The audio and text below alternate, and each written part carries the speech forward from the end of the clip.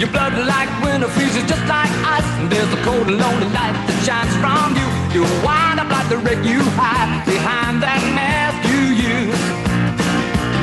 And did you think this fool could never win? Well, look at me, I'm coming back again. I got a taste of love in a simple way, and if you need to know while I'm still standing, you just fade away. Don't you know I'm still standing better than I ever did? Looking like a true survivor, feeling like a little kid. And I'm still standing after all this time, picking up the pieces of my life without you on my mind. I'm still standing. Yeah, yeah, yeah. I'm still standing.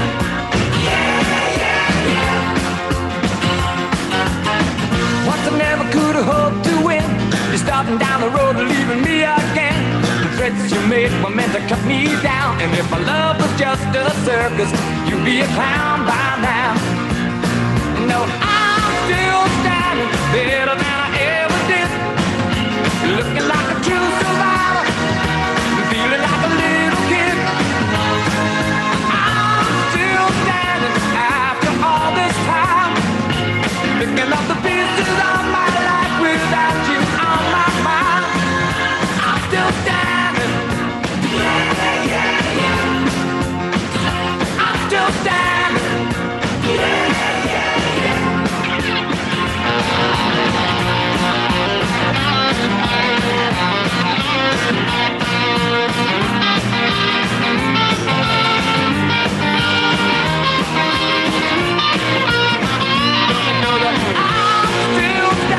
Better than I ever did. Looking like a true survivor, feeling like a little kid. I'm still standing after all this time, picking up the pieces of my life without you on my mind. I'm still standing. Yeah, yeah, yeah. I'm still standing. Yeah, yeah, yeah. I'm still standing. Yeah, yeah, yeah. I'm still standing. Yeah, yeah, yeah. I'm still standing.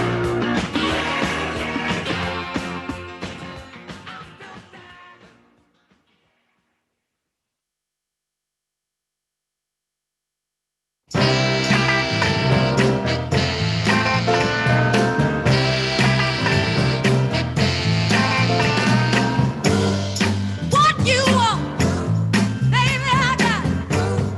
What you need, you know I got it. All I'm asking is for a little respect, just a little bit, hey, baby, just a little bit. Oh, just a little bit, mister, just a little bit. I ain't gonna do you wrong. Why you gone? I ain't gonna do you wrong, 'cause I don't wanna.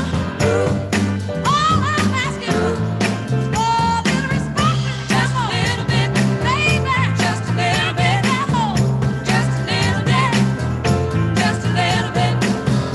I'm out to give you all my money, and all I'm asking for time, honey, is to give me my promise when you get home.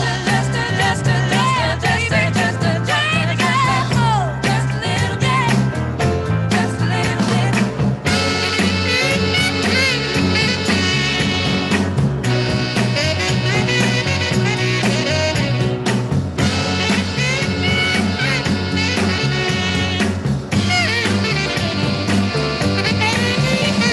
Ooh, your kisses, sweeter than honey. And guess what? So is my money. All I want you to do for me is give it to me when you get home. Yeah, baby, whip it to me, just get home. Now, just a little bit. R-E-S-P-E-C-T, find out what it means to me. R-E-S-P-E-C-T, take F-T-C-P. Sock it to me, sock it to me, sock it to me, little respect. Sock it to me, sock it to me, sock it to me. Ooh, yeah, little bit, little respect, just a little bit. I'll get tired, just a little bit. Keep on trying, just a little bit.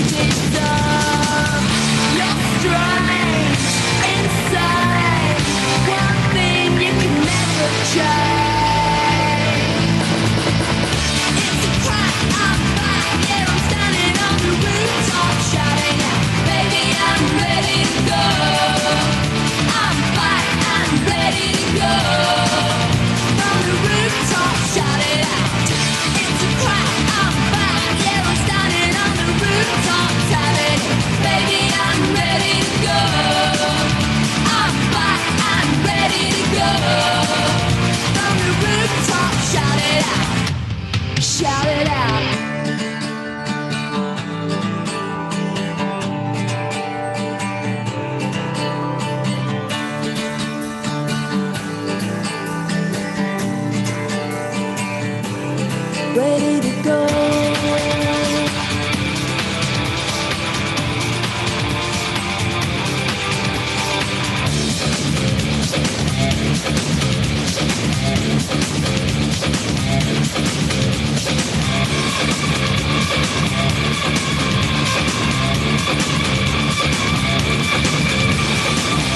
Confused, confused. I was not the one to hurt you, hurt you, hurt you.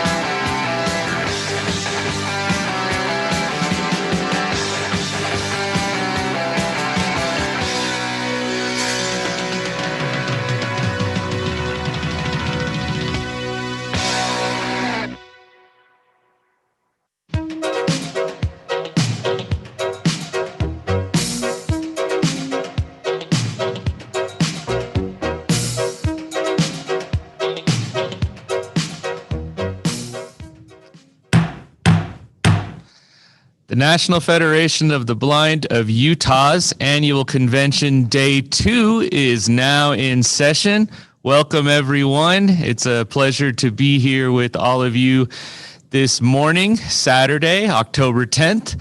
We're excited to be here with everyone. Hope that you had a fun night last night, a fun evening. Our door prize chairperson is here. We will be having some door prizes a little bit later this morning, so don't fret. There'll be some great door prizes that are coming. She's excited. Our newest Federation member, Kata Frampton, is also here, which is pretty exciting too, since she's about 6 months old, maybe a little less than that. So pretty neat to have our newest Federation member here attending her first convention. I hope that everyone enjoyed the talent show last night by Project Strive. I was listening on the stream and heard a lot of people singing, and a lot of we saw an audio description of a dance by Sherilyn Creer, which was a lot of fun. Danielle and Cameron sang. Adam played piano. I heard there was a lot of cool things that were going on. So I hope everyone had a fun time with the Project Strive talent show. We even had a Zoom bombing by President Riccobono. So if you didn't get to hear that, you missed out. He Zoom bombed the talent show, which was a lot of fun. I hope that everyone is prepared for a fun day. We've got a lot in store for you, a lot of great speakers. The neat thing is they're all Federation members that you're going to be hearing from, all Utah Federationists talking about the great things that are going on in the National Federation of the Blind of Utah. I want to talk about some of the great things coming up this afternoon. We will be doing our business session in the afternoon at 2 p.m. So you want to see that. We will get some good door prizes. You'll get a chance to hear the resolutions and also vote on elections. Then we will, in the banquet this evening, Anil Lewis will be back giving us his keynote address, which will be a lot of will be a very fun speech and very moving speech. Anil's an outstanding speaker, and I think you'll really enjoy what he has to say. And then we will have our presentation of scholarships and our live auction, which I'm excited about. We have a lot of those items here in this room right now, and it's pretty exciting stuff. We'll have a preview of that auction in the afternoon. I want to give a big thanks, heartfelt thanks to the Division of Services for the Blind and Visually Impaired. They have graciously allowed us to use 218 and 219, which are two big rooms in the center. And we've been using that as our staging area. The backdrop behind me, just so everyone knows, in case you haven't been told about it or haven't seen it, is our NFB of Utah logo, which is 6 individuals with holding white canes, kind of going out in a flower, so like petals on a flower, in different colors, red, green, blue, yellow, so on. And it says National Federation of the Blind of Utah right beneath that. And it also says, live the life you want. It's our backdrop. It's a gorgeous backdrop that we'll be using for many years to come. So hope you like it. I think it looks really nice and professional. Our first presentation this morning will be the introduction of our scholarship finalists. They haven't won yet, but they are finalists. So Marnie West is our scholarship chairperson. Deja Powell had been our scholarship chairperson for many years, but Deja Powell has moved on to take a directorship at the Seattle Services for the Blind. And so she and her husband, Lucas, have moved on to Seattle, Washington. And it was funny, we were having a kind of a farewell party at my house. There were about 15 of us there. We were saying goodbye to Deja Powell, and we were also learning that we were going to be saying goodbye to Jennifer Kennedy about the same time because she was taking a new job. And I was talking about who would be the new scholarship chairperson. And as I said, there are 15 people in the room. Every single one of them said Marnie West. Marnie West needs to be the scholarship chairperson. And I agree. I couldn't have thought of a better person to take over our scholarship chairperson, and who has a great spirit, is fun, works with youth all the time, has pretty much worked with youth all of her life. So I hope that you get a chance to thank Marnie for the great work she does. And without further ado, we'll bring Marnie West on to introduce our scholarship finalists. Marnie? Okay, thank you, Everett. Can you guys hear me okay? Okay. All right. So I would just like to say I'm very excited to be able to be here today and to announce our 2020 NFB of Utah Scholarship finalists. You know, it's been a little bit of a crazy year, as we all know, and my awesome committee and I decided who we were going to choose, and let me tell you, it was a hard choice. We had some great applications. But then we called everybody, said, hey, you're a scholarship finalist, get ready for convention in March. And then we didn't have a convention in March. So anyway, we kind of put them on hold for 6 months, and that's kind of how this year has gone. So anyway, before I announce the finalists, I would like to give a shout out and a really big thanks to my committee. I could not have done it without any of them. I would like to thank Chelsea Peel, Susan Reimers, Sachin Pavitran, and Valentino Herige. Now I'm going to tell you what, I called Valentino yesterday and said, tell me how to say your last name. So he told me, and then later I had him text it to me phonetically. Anyway, hopefully I said it right. They have been a wonderful committee to work with, and I have appreciated them so much and what they've done. Okay, let's move on to the fun stuff. We are going to introduce to you our 5 scholarship finalists. I will say their names, and then we will go back and hear from each one of them for about 2 minutes. They'll tell you kind of who they are, what school they're at, what major, just the good stuff you want to know about our scholarship finalists. So we have Courtney Barton, David Carrillo, Carly Peterson, Casey Quinn, and I just lost my Tina Reisner. All right, so we are going to start out with Courtney Barton. So if we could unmute Courtney.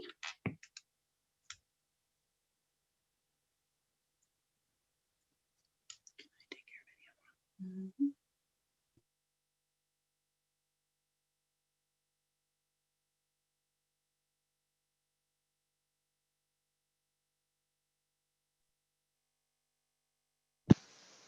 Hello?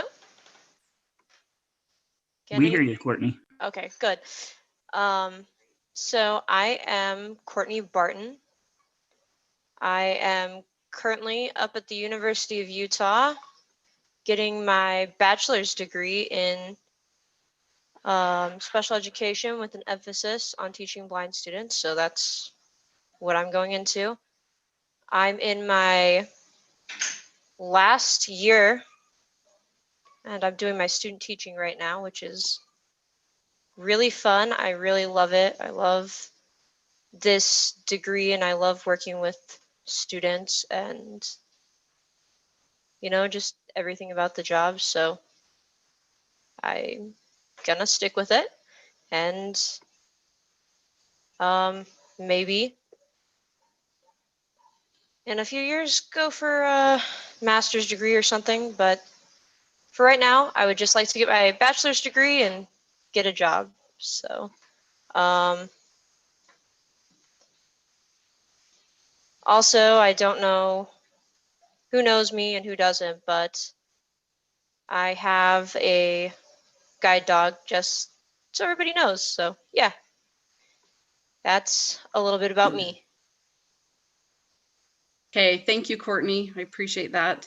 Next, we're going to be hearing from David Carrillo. Hello, Marnie. And by the way, I got to say, you said my name very well. So my last Thank name. you. Yes. So yes, my name is David Carrillo. I am currently attending Weber State University. As of right now, I'm working towards my bachelor's in social work, and the end goal is to get a master's with an LSW. I started a couple of years ago, spring of 2019. No, sorry, fall 2018 is when I started going back. We had a crazy tragedy that put me on hold for just a little bit, but I'm ready to come back full force. I'm not going to let that stop my progress. I'm gonna live my life to the fullest for that, for the reason, for those who know about the situation. Um, Also, I have had the honor to serve as the president of the Utah Association of Black Students, and it has been tremendously fun. I went to a student seminar a couple, well, I think it was beginning of this year, and I learned so much. Got to network with other presidents and other student leaders, and it was spectacular. And I'm just so glad that I'm part of this NFB of this affiliate, and I'm grateful to have been chosen as one of the finalists for this convention. So thank you guys. Thank you, David. Awesome. Okay, next we're going to hear from Carly Peterson. Hi, I'm Carly Peterson, as Marnie mentioned. I just want to start off by saying thank you to the National Federation of the Blind of Utah and the Scholarship Committee for being considered for a scholarship. I just feel super blessed and grateful for the opportunity. I am studying special education at UVU. I've always known that I wanted to be a special ed teacher ever since I was little. It's just, I don't know, it's just always been something that I have felt called to do. So I'm in my last year right now. I'm super excited. I get a student teach next semester. I just finished like my field placement for where I student teach, and it was like super fun. So I'm so excited to teach and then become a teacher and just help little kids fulfill like their potential and know that they can do things despite disabilities.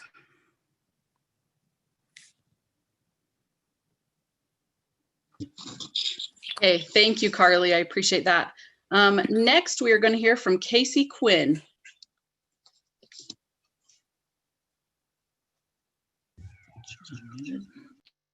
Good morning. My name is Casey Quinn, and before I introduce myself, I just wanted to thank everyone for the opportunity for this scholarship. I was diagnosed with RP in 2011, and I am a wife and a mother of 4 crazy boys that are all 8 and under. I started my college experience at Utah State University. I'm pursuing a bachelor's degree in management with the Huntsman School of Business. I started that in 2018, right after my twins were born. And the goal was to complete school before I was declared legally blind. I thought it would be a lot easier, before my vision deteriorated. However, in the beginning of 2019, the purpose for wanting to complete and excel in college had completely changed. My husband of 13 years was diagnosed with stage 4 neuroendocrine tumors, which is an incurable cancer. Suddenly, my need to succeed in school changed. I needed to be the future breadwinner for my family. And to top all that off, I was declared legally blind October 18th of 2019. So I did not make my goal of finishing school before I was declared blind. Now, when people look at me with my cane and they know my family's story, they look at me with pity. And I want them to look in awe at the accomplishments that I can make despite my situation. Being blind is not an excuse to not reach life's goals. I found myself to be a natural leader. I have a leadership role in my church, and I've recently started a parent-teacher organization at my children's school. Continuing and completing my degree means so many things to me. It's fulfilling my dream of having a management position, providing for my family, And most importantly, it's setting an example to my boys, who each have a 50-50 chance of also having RP.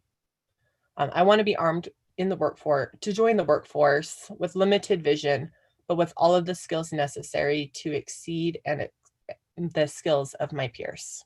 Thank you so much. Thank you, Casey. Thank you very much. Okay, last but not least, we have Tina Reisner. Oh my gosh, there's a fly on my head. Can you hear me? Yep, we got you. Okay. Good morning, fellow Federationists, Scholarship Committee, Neil Lewis, Everett Bacon, President. My name is Tina Reisner, and I am attending the University of Utah in a certified licensure program for being a teacher of the blind. Ever since I was little, I grew up in mainly California and Chicago, and I had phenomenal teachers of blind students who mentored me, taught me, instructed me, and gave me the confidence and skills I needed to progress and transition into the different stages of my life. They taught me that it was, number one, respectable to be blind. Number two, Braille was important for literacy, learning, independence, and strategy. And three, I could accomplish the goals that I set for myself. Blindness was not what was holding me back. Through my connection with the National Federation of the Blind when I was just 5 years old, I attended my first convention in Louisiana, accompanied with my father. I remember the sounds and feelings that I felt of canes tapping, dogs sometimes barking, but clicking their nails on the ground as we walked to meeting to meeting. Through these memories I've had, and through my teachers and mentors, I have understood the passion that I feel of teaching blind students and helping them understand their true potential. I look forward to the work that I will accomplish with my students with the help from the National Federation of the Blind of Utah, my mentors, and my friends. Thank you for considering me as a finalist. And I want to congratulate my fellow finalists as well in the scholarship. Thank you. Thank you, Tina. Thank you so much. Okay, as I said, pretty cool group, huh? I'm very excited about these guys. So anyway, that's our presentation, and I hope that at some point you guys can kind of try and get to know them and everything. I want you guys to know how proud we are that you guys have applied, and I want those who did apply but didn't make it to know, please reapply next year. It was a really tough choice, so we really want you to apply again. Okay, thank you so much, Everett. Thank you so much, Marnie. Those are some outstanding scholarship finalists. I hope all of you are excited about the future of the NFBU of Utah as I am. It's funny, Tina Reisner, David Carrillo, and Courtney Barton all have titles in their different respective chapters and groups. So it's really neat to see them, how active they are. And then Casey Quinn is new to the NFB of Utah, and it's really exciting to get to know her. And Carly Peterson has been someone that has come to some meetings, and we're really glad to see her be a part. I got to meet Carly when she was a teenager, and it was just really neat to know her, see her grow up, see what an outstanding young woman and special ed teacher she is going to be. So it's a great group. I'm excited about all of them. Thank you, Marnie, for the great job, and thank you to the committee. Moving right along, we're going to have a different part of the agenda here that all of you may not be aware of, but we had some voting procedures that were talked about yesterday and were in the agenda. And as a convention, it is appropriate that we vote on those voting procedures. So without further ado, I'm going to pass the time over to Willie Black and Sherilyn Creer to kind of go over this voting procedures for you.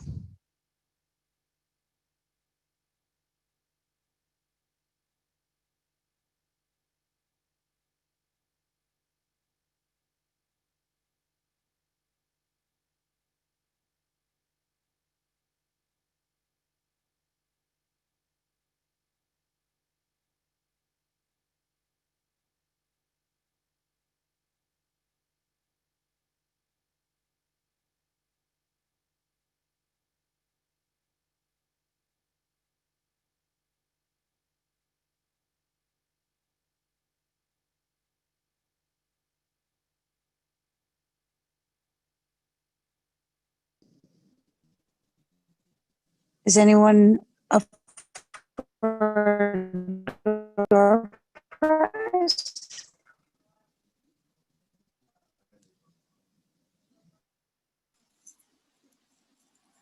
Okay, I think I'm unmuted now. The host had to unmute me. Can you hear me? We got you. Okay, thanks. All right. And Everett, you can put a door prize in anytime. So we went through the procedures yesterday, that your phone number that you used to register is what will allow you to vote.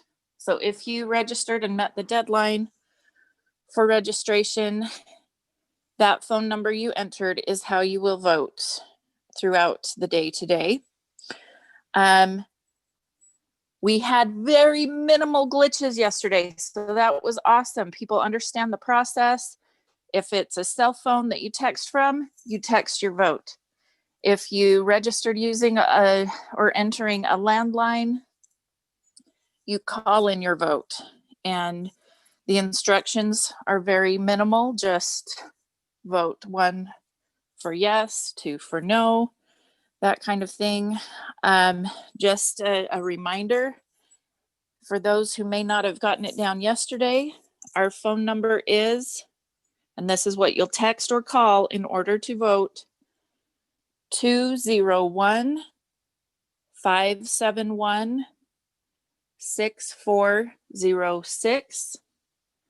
One more time, 201-571-6406. And that is my summation of the procedures. And I'll turn it to Willie for the actual vote to accept them. All right, thank you, Sherilyn.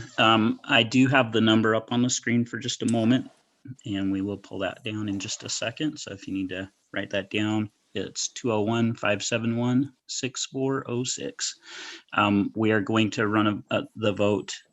The question placed before the convention is, do you approve of the voting procedures? You will, when it goes live in just a moment, and it will be live for 90 seconds, you will go in and text that number 1 for yes, number 2 for no, and we will go ahead and start that now. You'll have 90 seconds. And this would be a good time for a door prize. 1 for yes, you accept, 2 for no.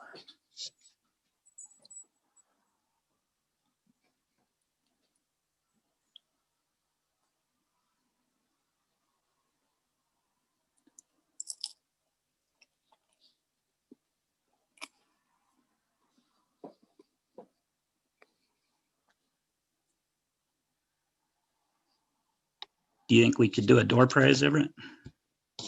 Danielle?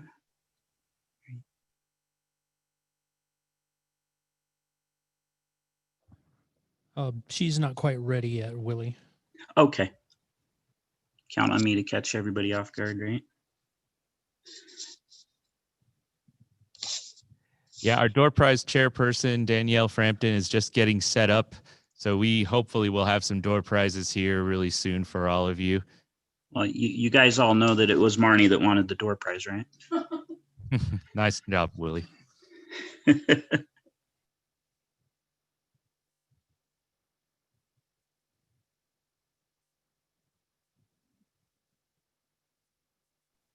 And it will be live for about 30 more seconds.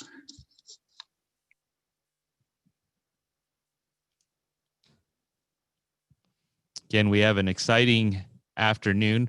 After I do the State of the State address, we will have Ulvia Guadarrama give us her Why I'm a Federationist speech. I know you're going to be excited to hear from Ulvia. And then Laura Vincent, who is the president of the Utah Valley chapter in our Spanish division. She'll be giving her speech. We are live with the Spanish division. And so everything is being translated in Spanish, which is really exciting. So look forward to those speeches coming up after the State of the State.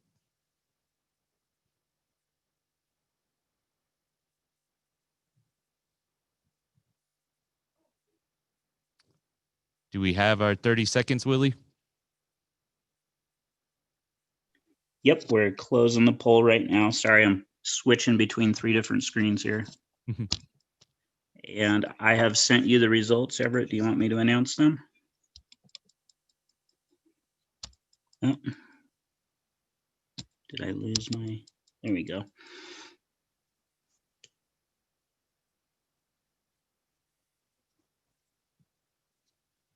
I love technology. All right, we have the results in. If you'd like me to announce them, I can, or you can do it. Hold on one second. 100% approved. So thank you very much. Thank you, Willie. Thank you, Sherilyn. We will be voting on the resolutions and elections this afternoon. So be prepared for that, and we will move forward. So State of the State address, I'm going to go on to that next. A popular speaker started off a seminar by holding a $20 bill. A large crowd gathered around to hear him speak. He asked the crowd, "Who would like this $20 bill?" Of course, every hand went up around him, and he said, "I'm going to give this $20 to one of you, but first, let me do this." And he took the $20 bill and he crumpled it up in his hand so it was all squashed up. And then he asked, "So who still wants this $20 bill?" Of course, all hands were still raised. So he replied, "What if I do this?" He then he dropped the bill on the ground. He stomped on the bill with his shoes. He even took his heel and he rubbed the bill and kind of grounded it into the ground so it was really all crumpled and messed up. He picked it up. He showed it to the crowd how crumpled it was, how dirty it was. It even had tears on the side of it and down through the middle. It was barely recognizable as a $20 bill. So he says to the crowd, "Who still wants this?" All the hands were still up. Now, my friends, the speaker said, "I have just showed you a very important lesson. No matter what I did to the money, you still wanted it because it did not decrease in value. It was still worth $20. Many times in our lives, life crumples us up, grinds us into the ground and into the dirt. We make bad decisions or we deal with poor circumstances.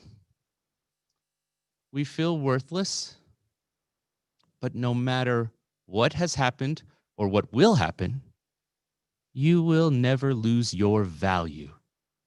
You are special, and don't ever forget it." When the National Federation of the Blind was created 80 years ago, those blind men and women knew that they were special.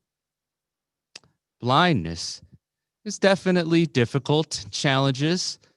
Some people would even say it's a pain in the backside. But being blind, or becoming blind, or being born blind certainly does not make us damaged or inferior. And I'm going to say that one more time. Becoming blind or being born blind certainly does not make us damaged or inferior. If you take anything else of what I said today, please take that with you. You are never damaged or inferior because of your blindness or low vision. As many leaders before me have so eloquently stated, blind people have capacity. Blind people have high expectations. The National Federation of the Blind knows that blindness is not the characteristic that defines you or your future. Every day, we raise the expectations of the blind and the non-blind, because we know that low expectations create barriers between us and our dreams. You can live the life you want. Blindness is not what holds you back. We had a really challenging year. We also had a great year before 2020 ever hit. You know, our convention in 2019 was in the month of April. So a lot of things happened in 2019 that I have not been able yet to report on. And so I have a lot of different things that I want to go over, and I'll go over them as quickly as I can because I know that we have other outstanding speakers coming up. And some of you are probably going, I'm sick of hearing from him. But I think that you're going to really like the things that you hear. But first, I do want to start with something very serious. We lost a few members this past year. And so in a moment, I want to do a moment of silence in memory of these Utah Federationists that we lost over the past year. And I'm going to name them off now. Lucian Carrillo, we lost Lucian. Laura Hathaway, and I know many of you remember and love Laura Hathaway and the outstanding services she provided to the NFBU of Utah, the Salt Lake chapter, and so much more. Just her wonderful spirit and wonderful presence. Laura Hathaway. Frank Jonas died a few months ago. He was in his late 80s. The thing I remember about Frank is that every month I would receive a check for $10 from Frank Jonas for the NFB of Utah. He sent that check in every month without fail. And then I got a call from his sister when he passed away, and she said that they wouldn't be sending the checks anymore, but that Frank always loved the National Federation of the Blind of Utah. So we're remembering Frank Jonas. And then I mentioned James Huber yesterday. Jim was on again, off again member. He was also president of the Blind Veterans Association for many years. Jim Huber was one that we'll miss and passed away this past year. And then also we learned yesterday of Virginia Jensen, who had just joined the NFB of Utah and was going to be attending her first convention. So for the next 30 seconds, I would like you to pause, and we held a moment of silence for those individuals.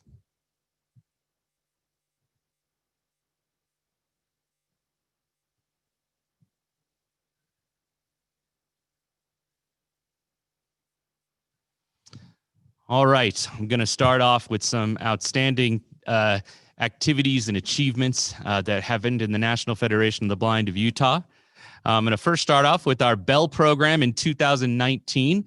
In case you didn't know, we had 15 Bell participants. This was an in-person Bell program that we had. It was an exciting time. 15 students participated for 2 weeks. The Library for the Blind and Print Disabled put on a program for some of those Bell students, which was a lot of fun. And we are very thankful for our partnership with the Utah Library for the Blind and Print Disabled and the Utah Schools for the Deaf and the Blind, who allowed us to use their location and their bus services. So 15 members of that Bell program activity. In 2019, the National Convention of the National Federation of the Blind was held. Utah had over 110 people attend that Las Vegas convention. And for the first time in many years, Utah ended up being in the top 10 for attendance, which was really exciting. I was so proud to see so many Utah Federationists drive, fly, ride a bus to Las Vegas from Utah here, from all over the state, and participate. So I know everyone had a wonderful time in Vegas, and it was a lot of fun.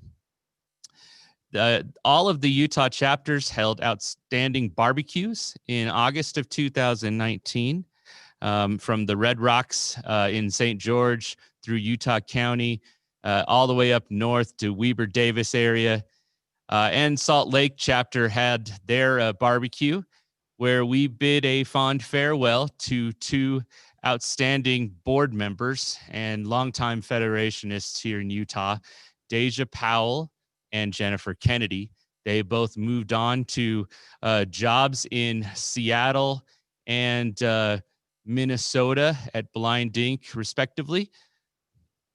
Eventually, later on that year, we also bid a fond farewell to their husbands and also outstanding members, Lucas Atkinson and Dan Ashman. I know I'm going to miss all of them, but I know they're all doing great things. Dan and Jennifer at Blind Inc. And Deja in Seattle, and Lucas is also in Seattle with her. So we miss them and hope they're listening. In the fall of 2019, new accessible voting machines were rolled out in many different counties. And for the first time, an electronic accessible voting method was rolled out in Utah County. This is an online mail ballot, absentee ballot system that is fully accessible. It was rolled out in Utah County for the first time. 9 members of the NFBU of Utah, the Utah Valley chapter, participated in this voting for the first time. And I am aware now that there are 65 members that will be using that voting method this November. And as you heard from our Lieutenant Governor yesterday, that same system or a similar system to that, he intends to make sure gets rolled out into the entire state of Utah if he is elected governor, which many of us believe he will be elected. So, look forward to that. We have multiple different ways of being able to vote accessibly in Utah, and you'll be able to take advantage of that. The first ever Spanish-speaking seminar in Utah took place in November of 2019. Our Spanish division, because of a grant from the Visually Impaired Trust Fund, managed by the Department of Workforce Services, we were able to hold a seminar, a Spanish-speaking seminar. We flew Carlos Servant from Nebraska, the great state of Nebraska. He is the director of the Nebraska Commission for the Blind. We flew him here, and the entire seminar was in Spanish. In fact, the only person in the room that didn't speak Spanish was myself. Everyone else in the room spoke Spanish. We had Ovia, Guadalajara, Laura Vincent, Macedonia, Lupita Damian. I remember Alejandro was there. There were others there. And then Walter and Barbie Elliott were also there, and they spoke in Spanish. We had some different presenters. It was a lot of fun. Everyone had a great time. We had some great food. We had a taco bar during the seminar. And I think there were a total of 18 individuals that participated in that seminar. And it was the first of its kind. We will do more seminars, different kinds, once the new normal wears off and we go back to the way things were. So be prepared for that in the future. But it was neat to hold our first Spanish-speaking seminar. Many of you know that I'm a big fan of movies. I love audio description. I've been pushing for audio description all over the country and especially here in Utah. The Sundance Film Festival is a massive undertaking here in Utah that is widely popular, known around the world. And it's something that I felt we needed audio description at. So I'd kind of been pushing the Sundance Film Festival for a number of years.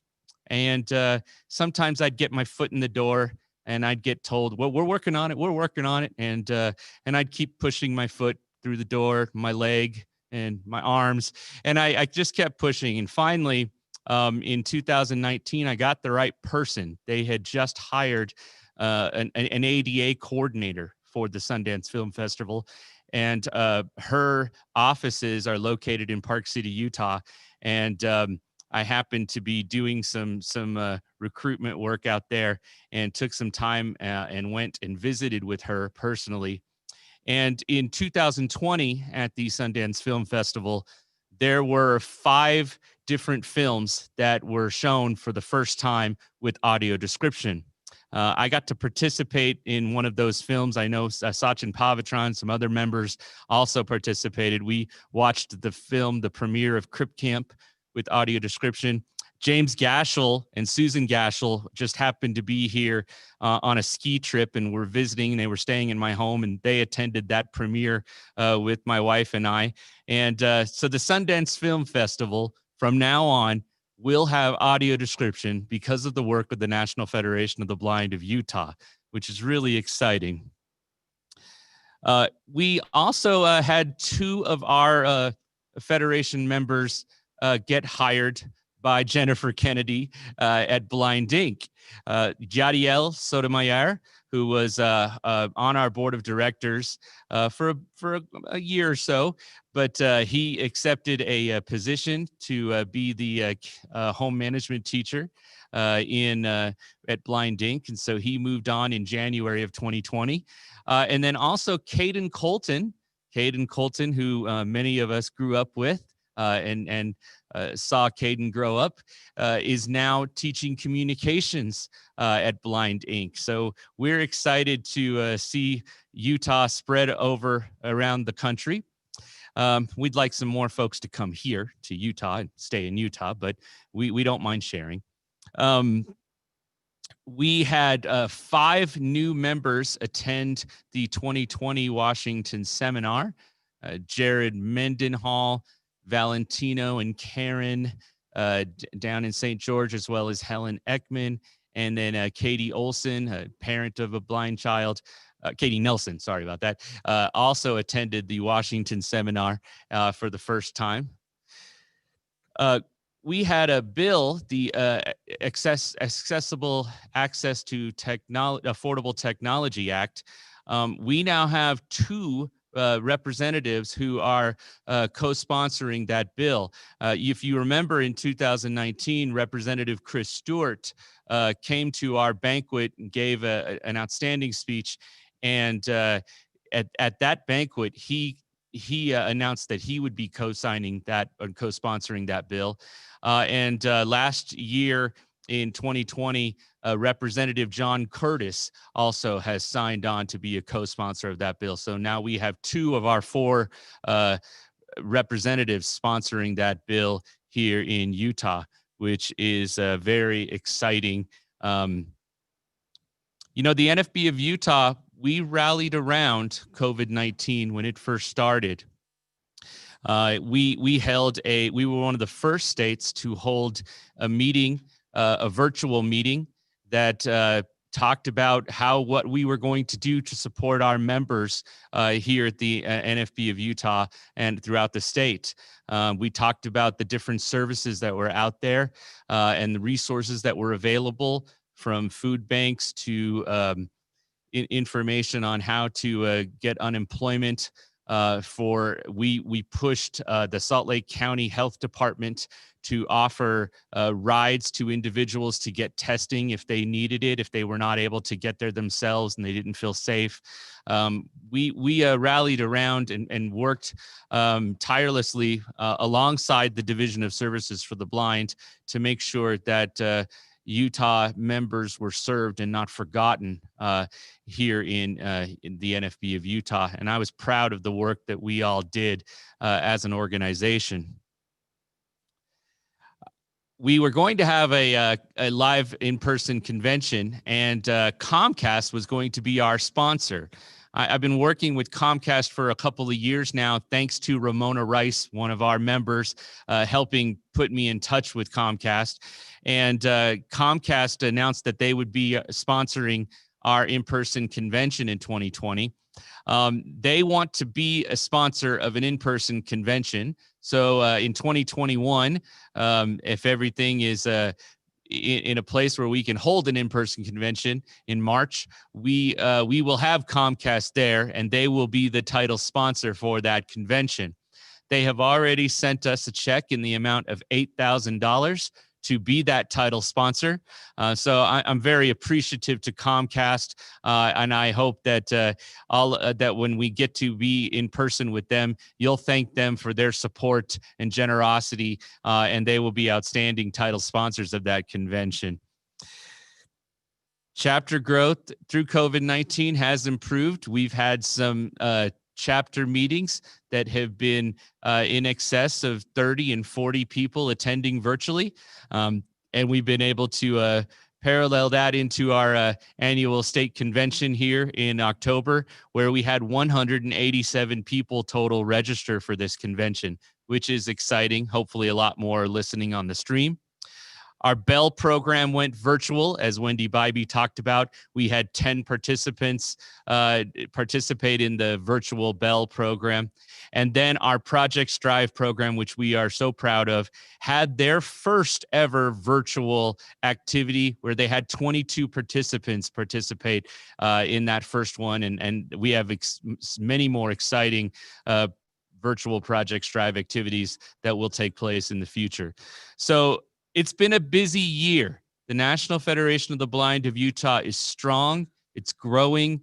It has so much potential.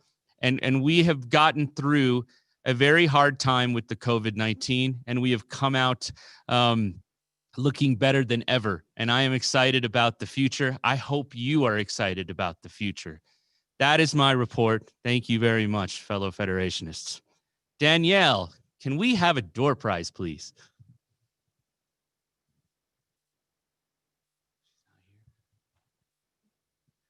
Oh, I understand that Danielle had to step out because Kata is crying. So hopefully Danielle will be back in just a minute, and we will have a door prize very soon.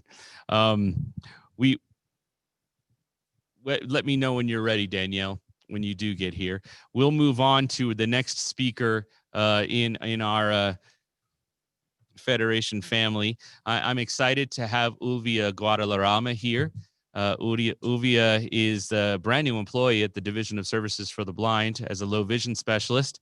I met Uvia for the first time, oh gosh, I think it was around 2007 or 2008. And she's an exciting young lady that has a lot of energy. And, you know, she was the founder of our Spanish division. She worked with many members of our Spanish division to bring that Spanish division together. It was her idea to promote that. And then Laura Vincent was right alongside her, helping get that Spanish division going. So it's a pleasure to have Ulvia here. So I'm excited to have Ulvia speak to you. So I'm going to step out. Ulvia is here with me in the room. So you'll see me move to the side, and Ulvia will go ahead and speak. Ulvia?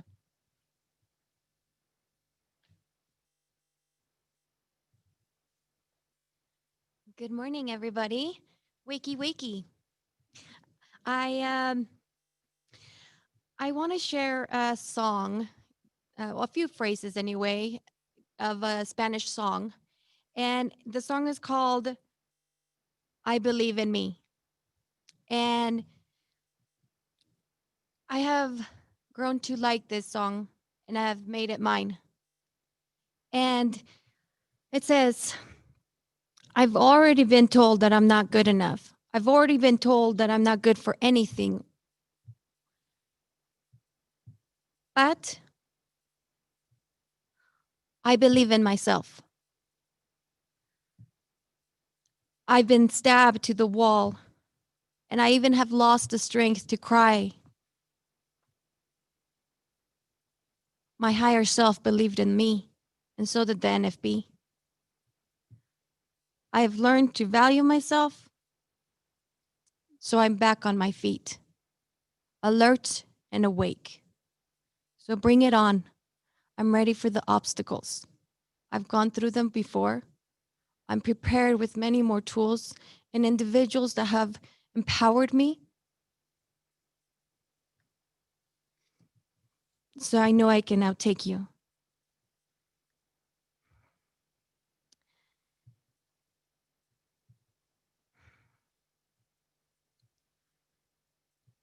Today, I pledge to be an active participant of the NFB here and anywhere.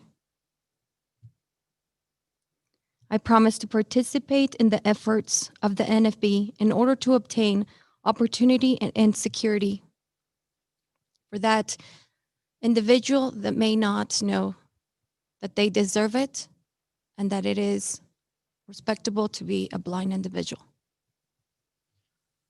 Now, Everett only put me down for a few minutes, but I'm going to do it in Spanish as well, and in Spanish just a little bit longer. So you guys got the sweet and short version.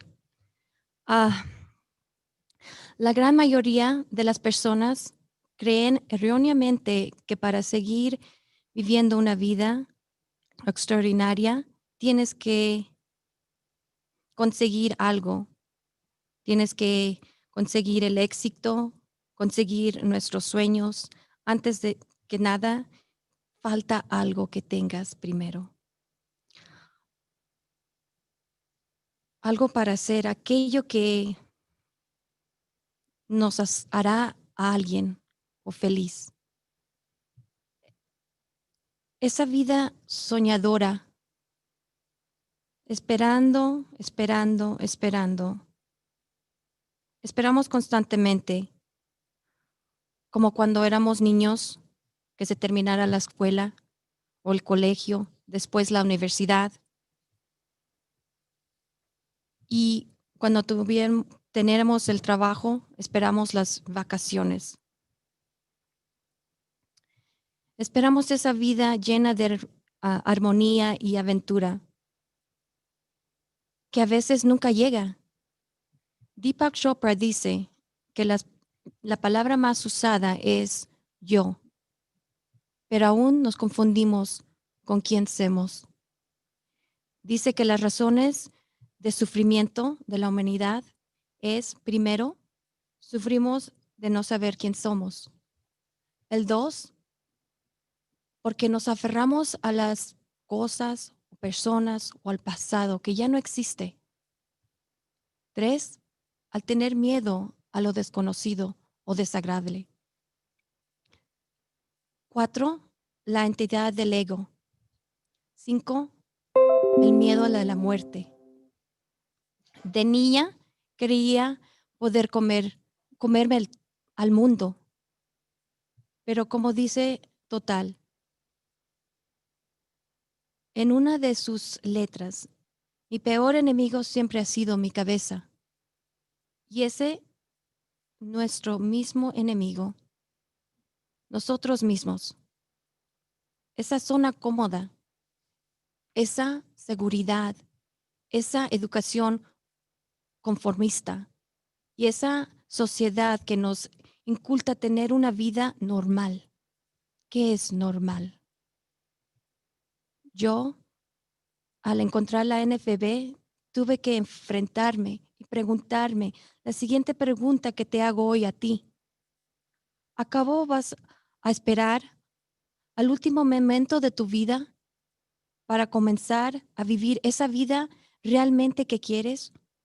¿O vas a tomar el control de tu vida hoy mismo y vas a comenzar a vivir esa vida extraordinaria que mereces? La NFB ha sido mi primer paso realmente a encontrarme a mí misma. Me ha enseñado que es respetable ser invidente y que la ceguera no es la razón que me para a vivir la vida que quiero tener y que merezco. La NFB creyó en mí y yo creo en ti, así igual que ellos creyeron en mí. Me ha brindado lindas amistades de vida. Hoy soy una mujer empoderada, orgullosa, feliz y agradecida por ser quien soy, sin tener que preocuparme de lo que tengo para enseñar y ser aceptada.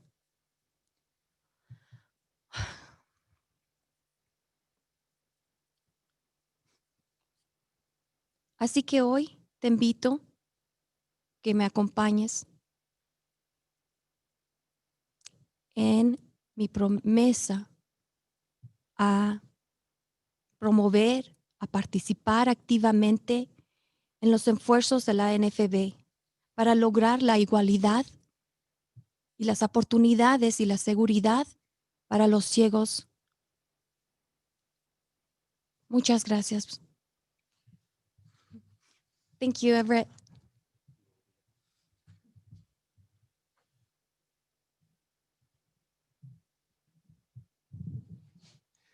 Thank you so much, Ulvia. It's a beautiful language. My wife and I are determined to learn it. We're still very, very in the beginning, so I'm not going to even try to butcher, but we are determined to learn it. We want to get better at Spanish, and thank you so much for your presentation and for your active membership of the National Federation of the Blind of Utah. Danielle, are you ready?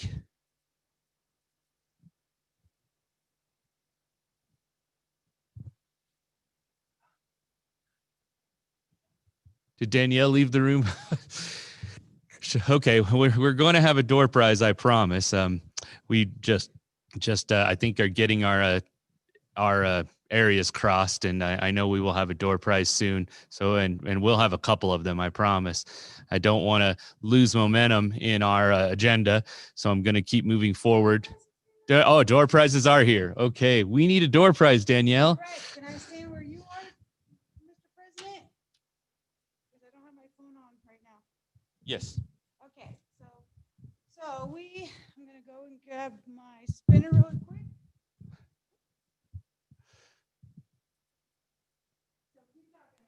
Okay, Danielle is getting the spinner.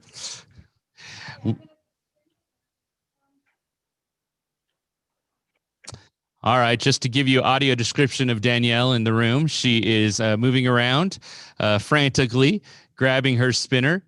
She has some great door prizes that she's going to be giving. And she's coming around our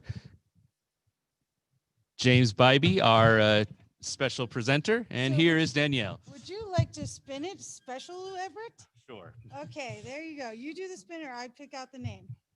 Okay, there you go. Okay, let's see. Opening the door, see who our lucky winner is. Danielle, you're really quiet. So what I picked out for Danielle, can you hear me? Sabra. Sabra. Sabra Sabra Ewing. Sabra Ewing.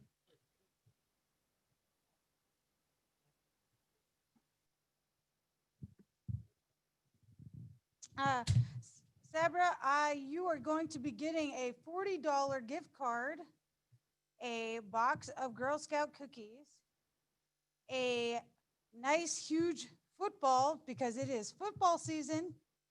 You are going to receive a phone hand gripper thing that's going to be like a tripod, and a gift bag with all kinds of treats and goodies. So that is our big door prize for the moment, and we will have a bigger one coming up next. Thanks, Everett. Okay, thank you very much, Danielle.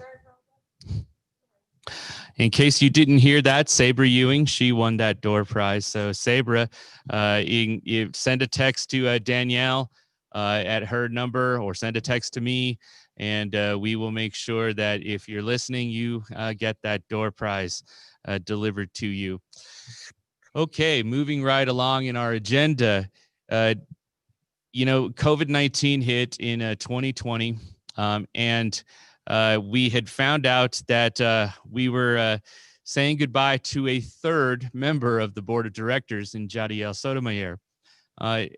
The remaining board of directors met and felt that we needed to make some appointments to the Utah affiliate board of directors, just because we were down 3 members total, and we knew we were not able, because of the pandemic, to hold an in-person convention, and so we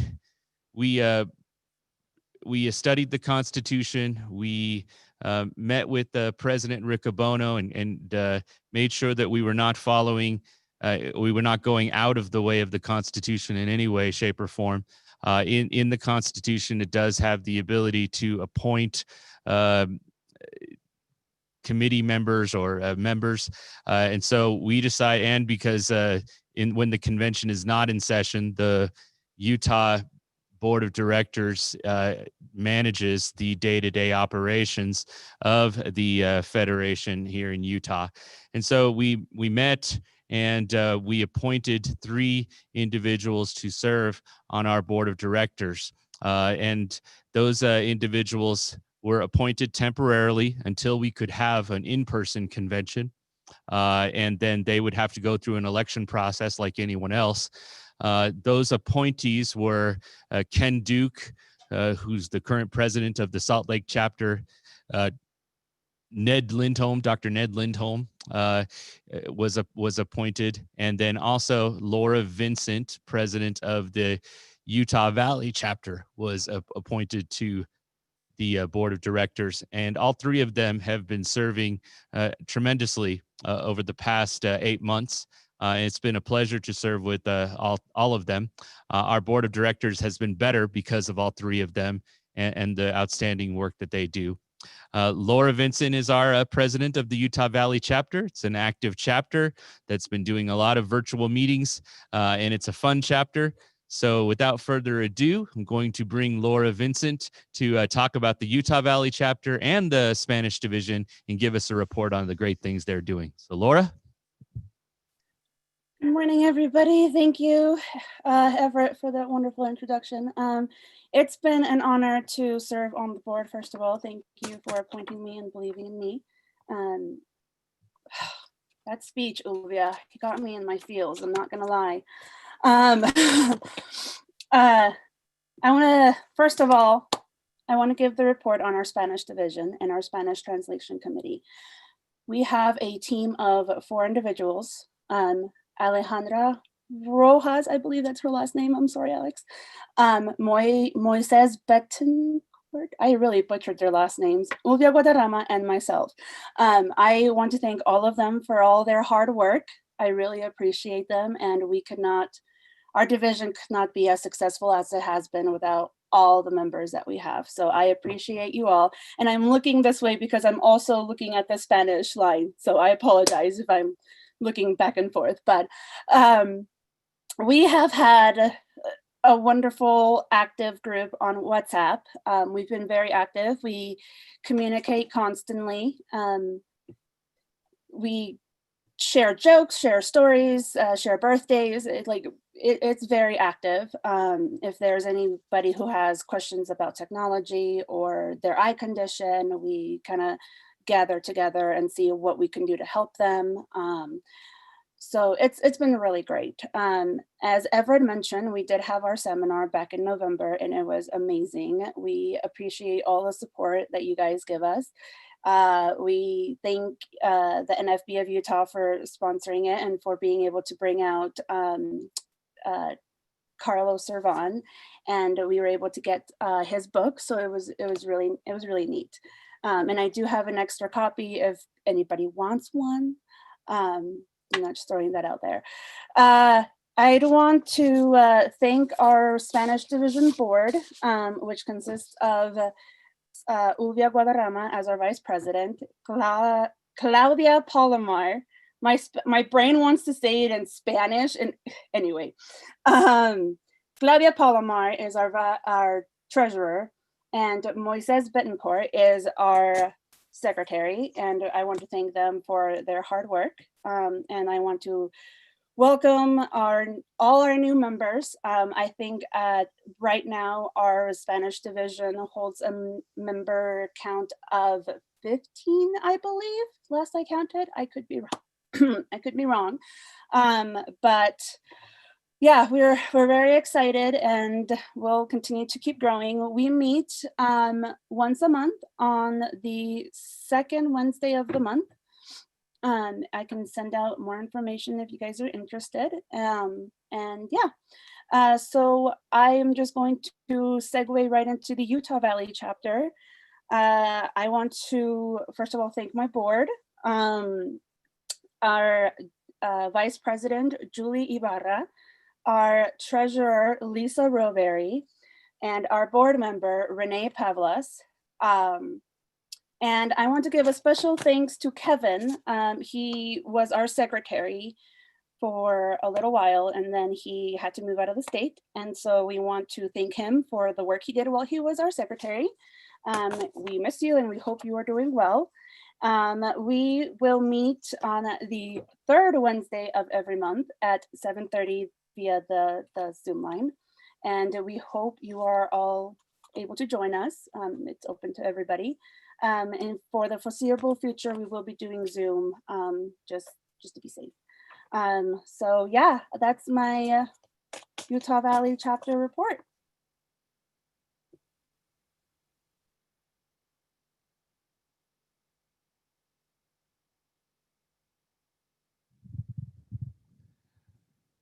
Okay, thank you very much, Laura.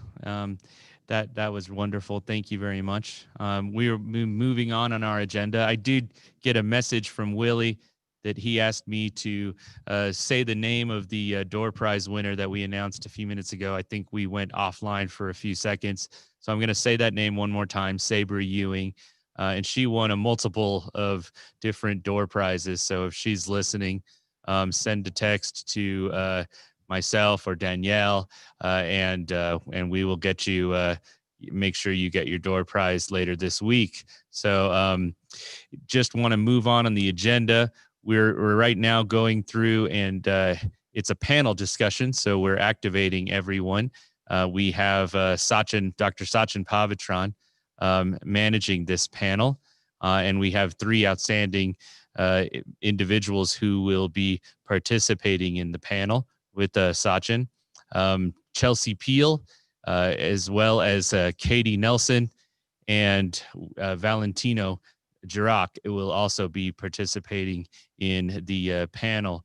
So I'm going to go ahead and pass the time over to Sachin. Sachin will make sure that everyone is active if we find them. So just letting you know.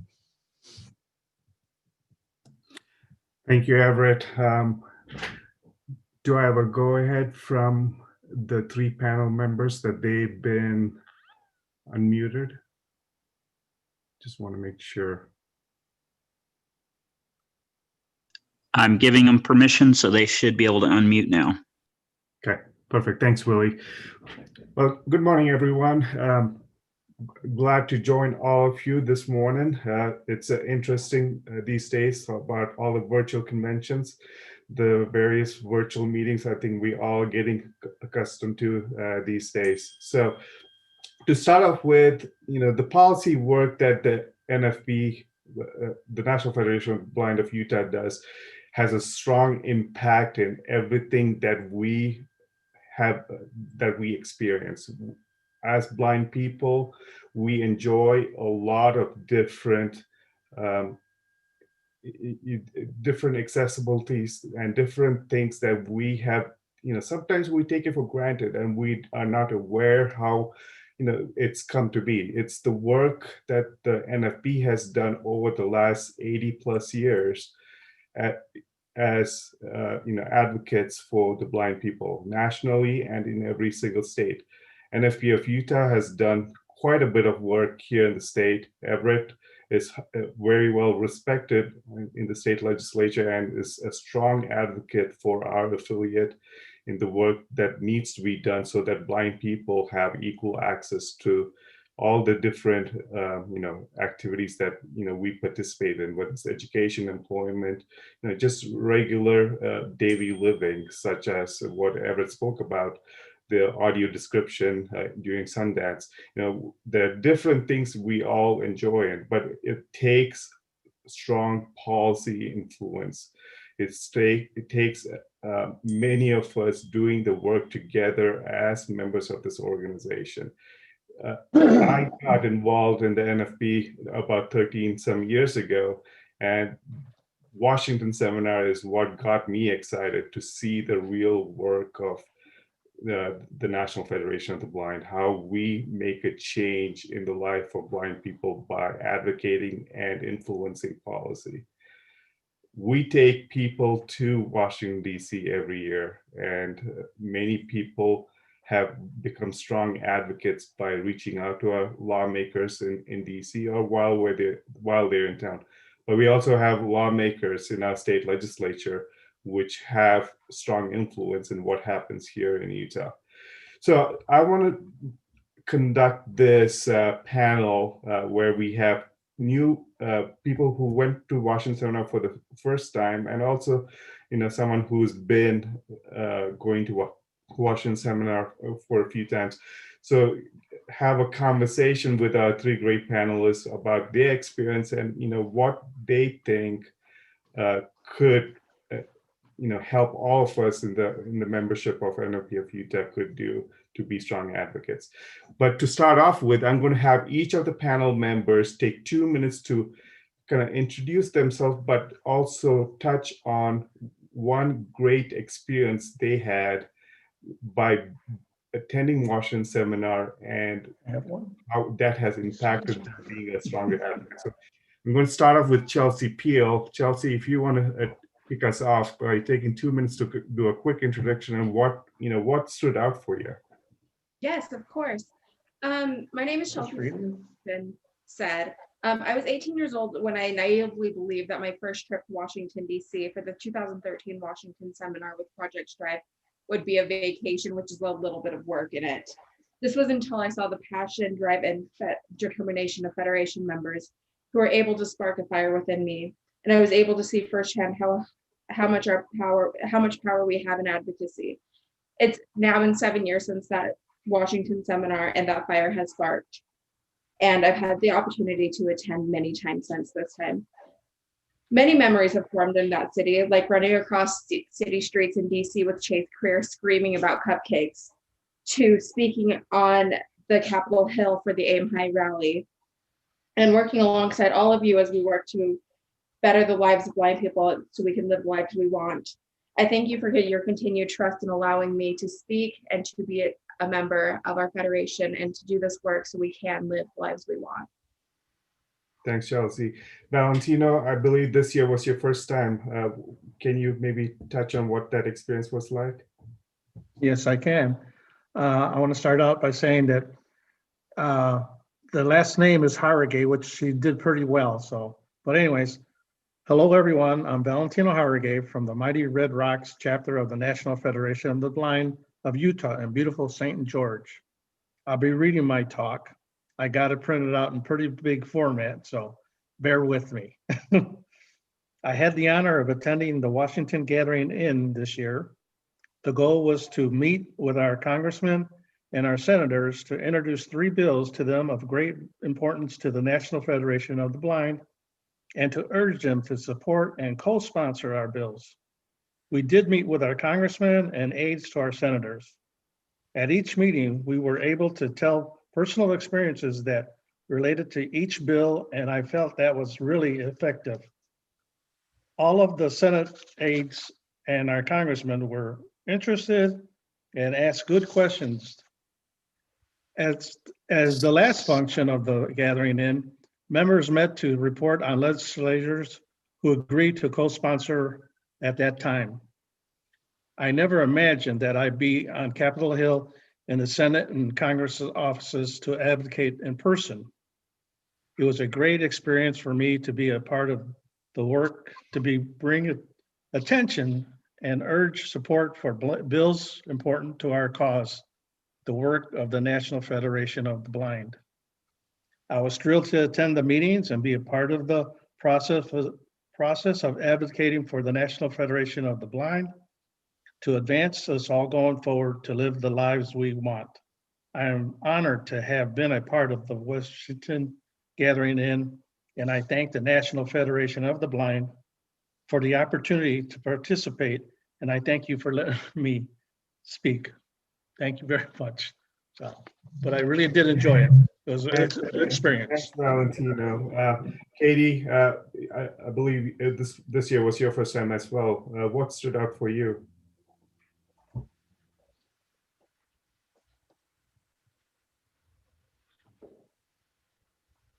Do we have Katie? Good. I apologize. I muted There you go. myself again because my children were getting really loud in the hallway, and then I had to wait to be unmuted. Sorry. This is Katie Nelson. It was my very first experience attending the Washington seminar. I got to attend as a parent. My son is blind, and also my husband as well. But I got to attend in Baltimore for the first few days that I was there was in a parent training session, and I got to learn from others who have been advocating as parents and helping to build the Federation and bring resources to the families with children who are blind. And so I got to spend my first few days learning about a lot of really incredible stuff that I felt empowered as an individual, and I'm really excited to be able to share those with other parents as time goes on and as I have those opportunities. I then got to participate in the actual Washington seminar, the Great Gathering In, and it was so invigorating to be surrounded by so many people who were there with the same purpose, the same united purpose, that had these advocacy desires with our, three main talking points, and that we were each there from states all across the United States. When I went to the Great Gathering In meeting and there was so much chatter, I'm not used to going to a meeting where there's so much talking, but people are trying to find each other. And it was just so, it's exciting, invigorating, like I said, where to be there with so much energy. And it was the most passionate meeting I think I've been a part of in my entire life. And I was so grateful to be there and to be charged up in so many ways, and to then start making steps towards being an advocate. And although I haven't been able to apply all the things that I learned in the ways that I want to yet, COVID being a big restriction to how we can gather and interact with each other, it has blossomed in me an advocacy in the things that I know well as an educator. And I'm hoping that as I grow as an advocate, as an educator, that I can use those advocacy skills that I am honing in on right now to advocate better for my child and my husband and other members of the blind community. And I'm really excited that I had this opportunity. Thanks, Katie. Chelsea, now you've been back to DC several times, so help the audience understand the kind of experience that you've gained, and what have you seen in your experience, like the changes that has come about, by doing this work as being an advocate, pushing for policy? Definitely. So when I attended my first Washington seminar in 2013, when I was called upon to speak in Senator Hatch's office, it was Senator Hatch at the time, I froze. I didn't know what to speak on. All of the research I had done completely slipped my brain. And I felt at that time that I could never be a strong advocate. I could never be a strong leader. It wasn't until I had really great leaders and mentors who took me under their wing and really taught me that, like, I can do this. Since then, it's taken research. I've gotten really good at researching bills, writing letters to our senators and representatives, and really honing in on what is important and why this work is important. I look at all of the youth that we work with in Project Strive and our Bell Academies and know that the work that we're doing is to make sure not only that I have a better life and that you have a better life and all of us, but also that our kids who are coming up after us and their kids will never have to face the same struggles that we have. Thanks, Chelsea.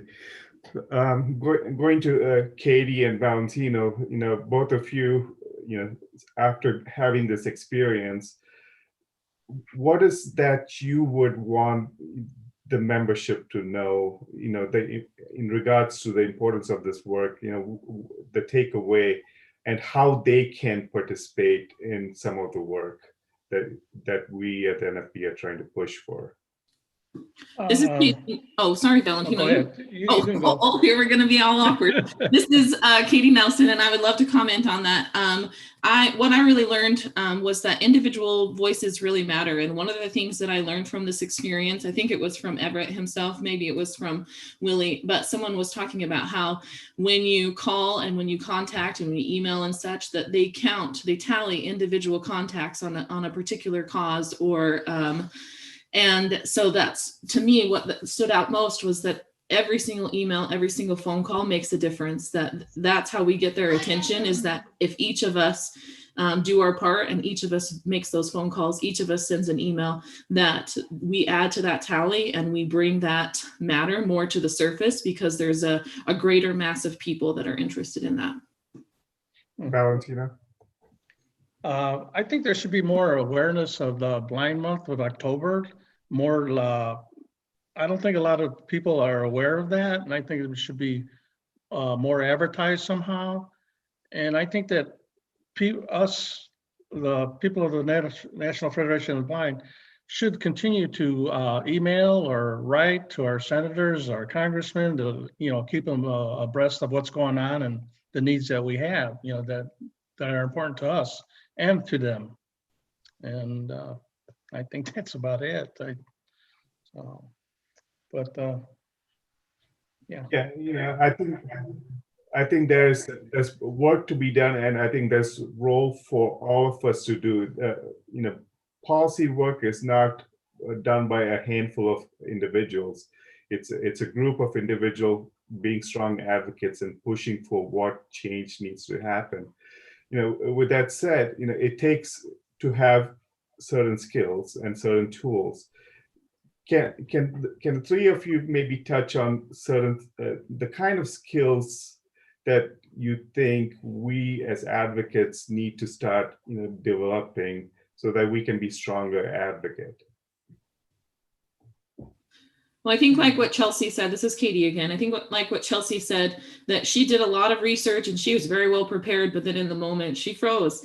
And so I think that part of it is, yes, you have to do the research, but you also might have to practice. You might have to practice talking to people that are in your family or people that you're close to, and having that opportunity to interact and share with them what it is that you're feeling or what it is that you've learned from your research, so that it becomes more free flowing, so that when you have an opportunity to talk to someone, like at the Washington seminar, when we spoke to aides or a congressman, that it comes out more naturally. So that's one thing that we can do, is to talk amongst our family and friends that already feel so much love for us, and be able to talk about the things that matter to us. And then also doing that is going to make those changes in those small areas as well, of making our own family members more aware of what it is that we experience, or what it is that we desire, or the things that we need to have to start living the life that we want.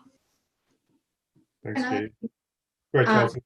For me, I've learned to not only research our bills and why it matters to us, but to be able to do research on past bills or things similar that our representatives maybe have experience with, so we can play to something that might spark something in them. I know that this is passionate. I have a passion for this for myself, but how can I make others feel that same passion and feel that that work is so vital? Thanks. Now, I agree with everyone, and I think that as myself, I think and others, I think we should push ourselves to get out of our comfort zone and to, tell our friends, our families, what's going on with the blind and what they could do to help, and, help us, pass these bills and get in touch with our congressmen and our senators. So, but I think mostly to get out of our comfort zone and really push ourselves, to make everyone aware of of us. I agree. I think we have this idea that lawmakers as people that we can't get to. It's they're the important people that we have no access to. The reality is a lot of that happens based on relationship. It takes time to build relationship and trust with these lawmakers. But NFBU of Utah is pretty well recognized among our lawmakers, and it's because of leaders from our past, our past leaders, for the organization, who has built that reputation among our lawmakers, that they listen to us, they listen to what we bring to the table. But I think there's a role for all of us to play in building those local relationships with the with your state legislators, or even the congressional offices.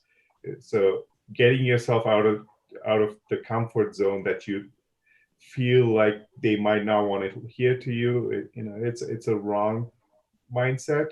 We really need to put ourselves out there to build the more relations we have within our affiliate, the stronger our voice is going to be.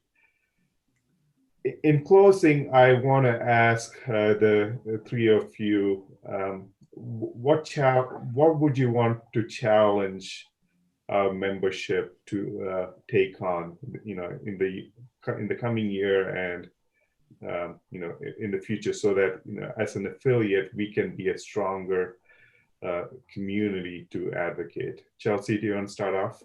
Definitely. The first thing that I would recommend is research the bills that the NFB is currently working on, and don't be afraid to write a letter to your representatives. Those letters may seem small and insignificant, but they go far and they make a lot of progress. Be educated, know what we're facing right now and what we're working on right now. And don't be afraid to ask for help. Thanks, Chelsea. Valentina, you want to go next? I believe email our legislators and let them know that where we stand at and what we need, our wants, and keep them aware as much as possible. Katie? I would say that even though we said, push yourself outside your comfort zone, that the starting point would really be to start within your comfort zone. And maybe the first thing that you do is that you friend someone on social media or start following someone on social media who is very vocal, so that you can passively take that in, that you can read what they have to say and listen to their voice and start to create within yourself a voice of your own. And then once you do that, then you do what is next most comfortable for you. So maybe when it comes to contacting one of our political leaders, you don't call because maybe you're nervous that someone will actually answer and you won't just get a voicemail to leave a pre-record or a pre-planned message. So maybe the more comfortable thing for you is to work even all week on what it is that you want to say in an email, and then send it through their contact, their email contact, or their contact box on the website. And so start where you are most comfortable and add on a little bit at a time until you can grow to be the person who is that vocal person that you started following on social media, who is willing to say things, and that you've developed your voice so that anytime you have the opportunity, you take that opportunity to speak and to speak up. So I would say start where you're most comfortable and move toward being out of your comfort zone, and take those small steps to start developing your own voice. Thank you. Well, thank you, Chelsea, Katie, and Valentino. I appreciate all of you taking the time and sharing your thoughts. Like every one of them said, it takes time to do the research. It takes time to build this relationship, and also doing things that you might not have done before. The only way this work is going to move forward is if we all come together and become advocates. It's the collective action that really pushes the change that we need in our policies that exist right now. So, we've heard a lot of things that are coming down the pipeline. We need all of you to participate in the work that we in the Federation are trying to push forward. So thanks for joining us, and I'll turn the time back to you, Everett. Thank you, Sachin. And Sachin, please stay on for a minute. So stay unmuted. I'd like to speak with you just for a little bit. Thank you so much for the panel presentation. All of those panel members were outstanding presentations. Sachin, as many of you know, has been our legislative chairperson for quite some time, and I don't think anyone in the country does it better than what Sachin does. We have an outstanding relationship with our representatives and senators because of what the work that Sachin continues to do and has done for so many years. Sachin, and as far as I'm aware, this is the first time publicly that this is being allowed to be announced, but Sachin recently sent in his resignation to the the Utah State University Center for Persons with Disabilities, where he's been director of public policy for them, as well as also director of the Utah Assistive Technology Program. He's been doing an outstanding job working for the Center for Persons with Disabilities at Utah State University for 20 years now. And the reason he sent in his resignation is he has been awarded the position of executive director of the United States Access Board. So it's extremely proud to have Sachin take on this opportunity. I know he's excited about it, and so I wanted to give an award to Sachin. He's not leaving us. He's going to still have a home here in Utah, and Utah will still be his home state, and he knows this.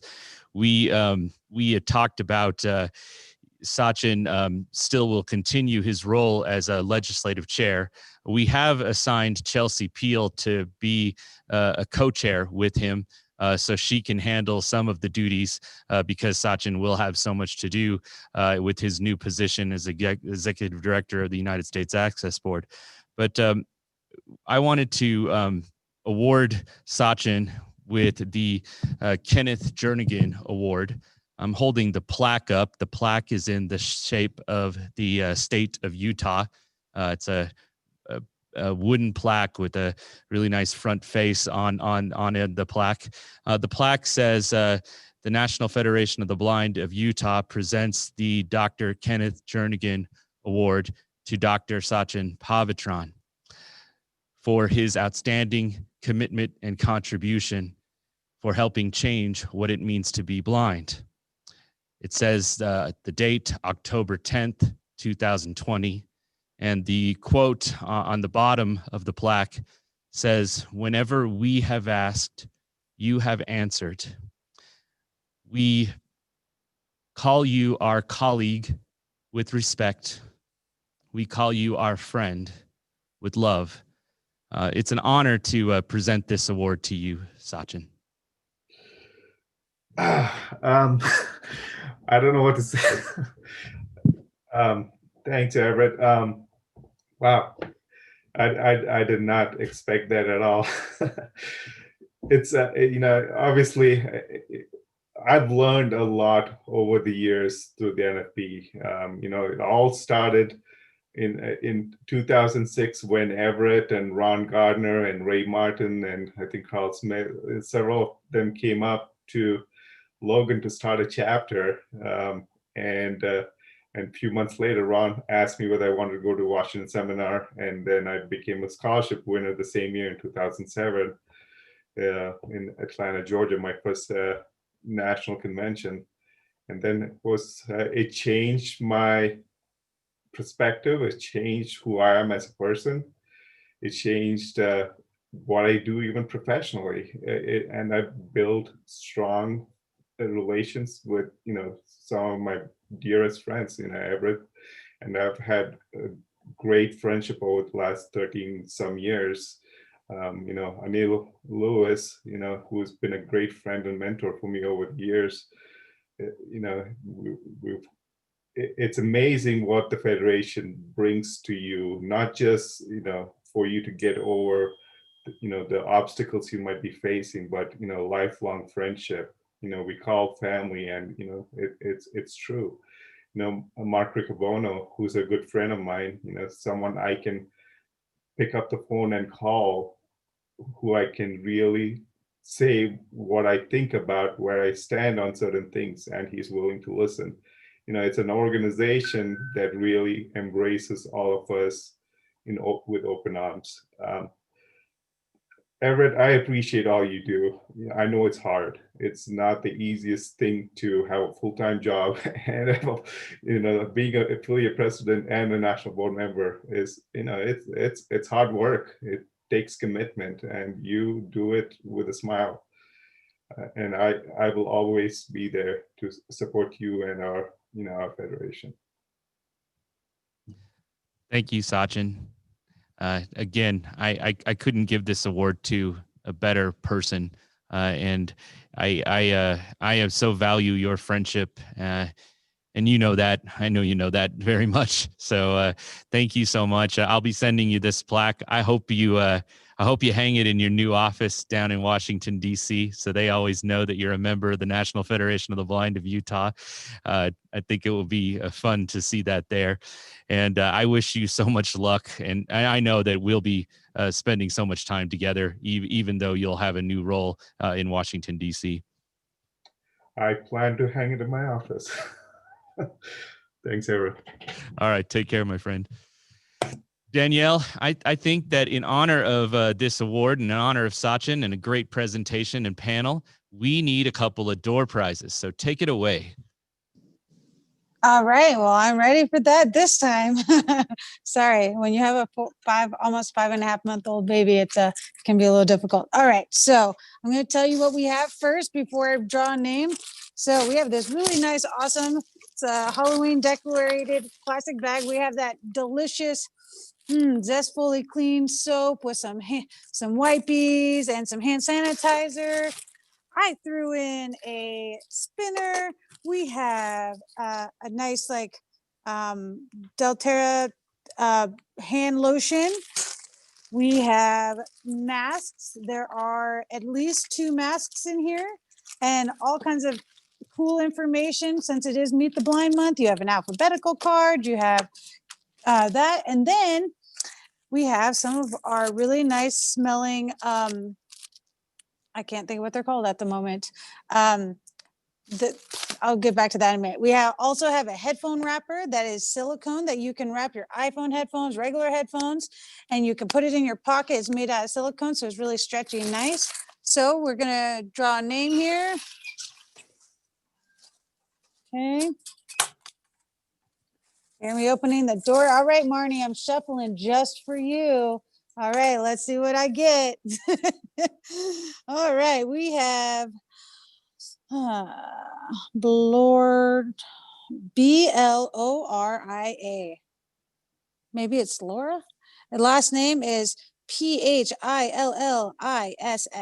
Gloria Phillips. Gloria. Oh, the G must have not came out. Sorry. Gloria, you are the winner of this awesome prize. Now let me go to the next person. Okay, so they're pretty similar. We have the essential oils that I could not figure out what the name was for a second. So we have the essential oils, we have the lotion, we have the spinner, and I'm also going to throw in another actually a glass water bottle that was given to me that looks really nice, and also some beautiful earrings. So we're going to do that. So let's shuffling around. All right, Marnie, or whoever else, cross your fingers. Let's hope it's you. Digging in there deep. Okay, we have Travis Flores. Travis Flores, Travis. Flores. If you are the winner, please text me at 253-569-3397. Again, 253-569-3397. And don't worry, there's some awesome prizes coming up that is going to be worth $500. So keep your ears and eyes open. Thanks. So that was Gloria Phillips and Travis Flores that were our winners, right, Danielle? Awesome. Yes, that is correct. Okay, awesome. And we'll have much more door prizes to come. Those are some great prizes, and we still have a lot more to go.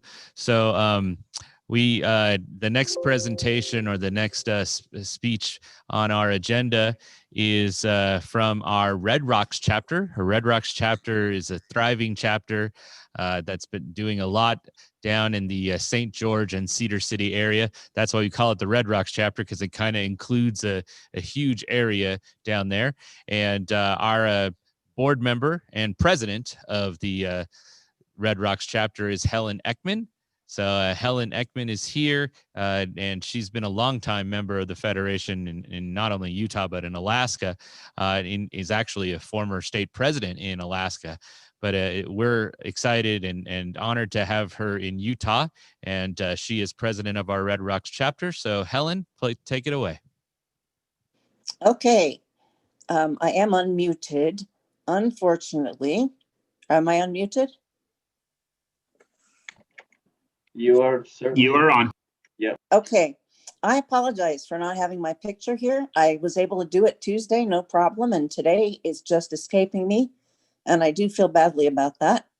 I have been associated with the National Federation of the Blind since 1978, when I was 15 years old. I am really excited about being president and serving on the state board and as president of the Red Rocks chapter. We do have a wide variety of towns represented on our board. We have Cedar City and Leeds and Hurricane and St. George. So we're trying to kind of spread out and keep involved people from all over our Red Rocks area. We have a lot of people who are continuing to participate in Zoom presentations, which every time I get on one, I hear someone else from someone else from our area. So I'm glad that we're able to participate during COVID-19. I love being first in things, most of us do. However, being the first to get Zoom bombed during a chapter meeting was not on my list of favorite things to do. However, it has resulted in making some changes to the way that we conduct meetings, Zoom meetings, to prevent that from happening again. So for what it's worth, you're welcome. We were able, as Valentino said, to attend the Washington seminar. What a marvelous experience. We are working on gathering personal profiles to celebrate White Cane Day and Meet the Blind Month, as was suggested in the presidential release.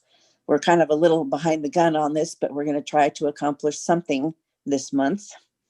We are a diverse group who are working to move forward and together as we strive to promote independence and positive public awareness about the blind, sharing the truth about blindness and the organization.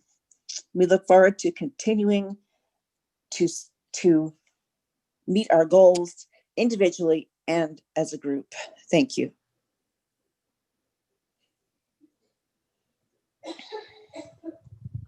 Okay, Helen. Well, thank you so much for that presentation and for keeping us on time. I appreciate that, Helen. So thank you very much for that.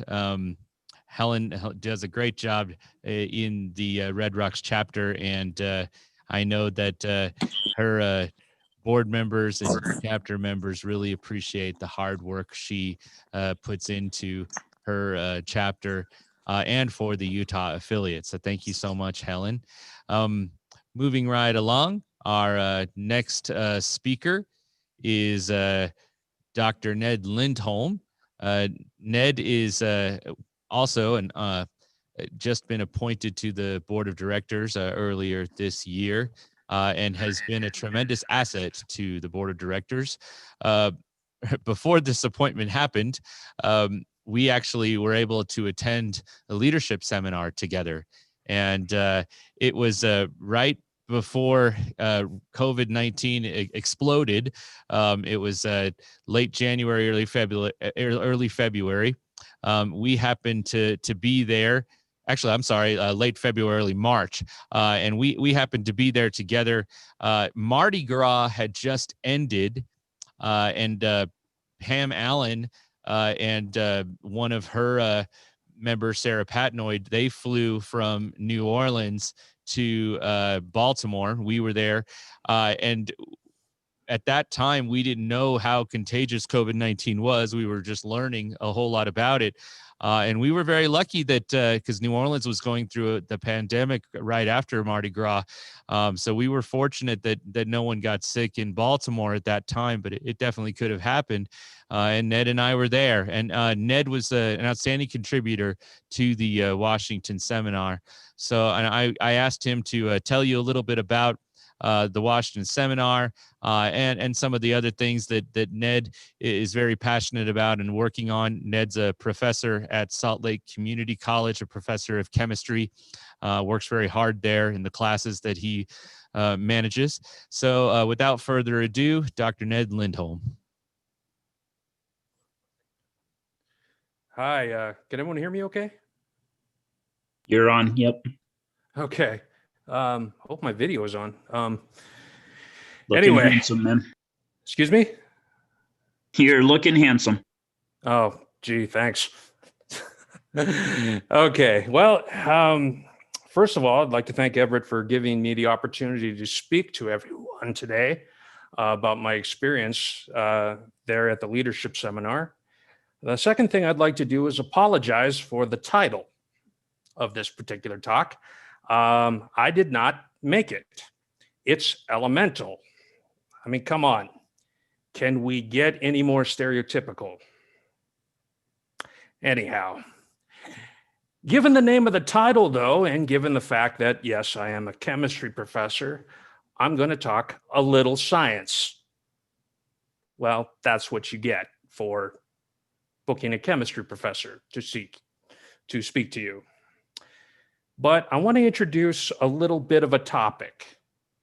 The topic is catalysis, which is a form of the word catalyst. Now, my guess is you've probably heard of this term before. Well, in science, in chemistry specifically, we learned that catalysts are chemical compounds which, let's see, increase the rate of a unimolecular or bimolecular chemical reaction by providing alternate pathways through quantum tunneling or alternative pathways through potential energy barriers. Now, with that statement, I more than likely have caused more than one person's eyes to glaze over. Couple people are probably starting to check Facebook. And if my information is correct, one Spanish translator who is now struggling to find the appropriate translation. I'm a little mad at you, not gonna lie, but I still love you. Well, allow me to translate. Allow me to put it in a little more understandable terms. Catalysts help a chemical reaction overcome barriers. They provide pathways through, around blockades to a desired outcome. In other words, catalysts are leaders. Catalysts help forge pathways around things, around obstacles. So with this in mind, my journey into the leadership seminar was a lesson for me to learn about the pathways that the leadership of the National Federation of the Blind has forged.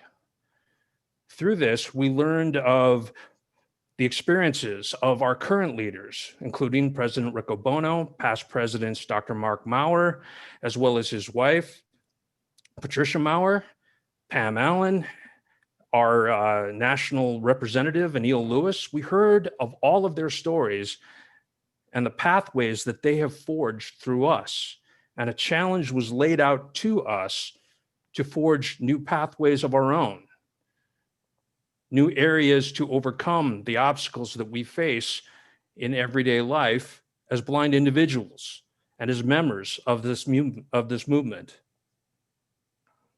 And it was interesting to hear of the different experiences that each of these leaders experienced over their journey throughout life as a blind individual. The other part of the seminar was presenting situations, past experiences, to ask us, how would we handle as leaders? How would we mediate, or how would we approach these particular situations?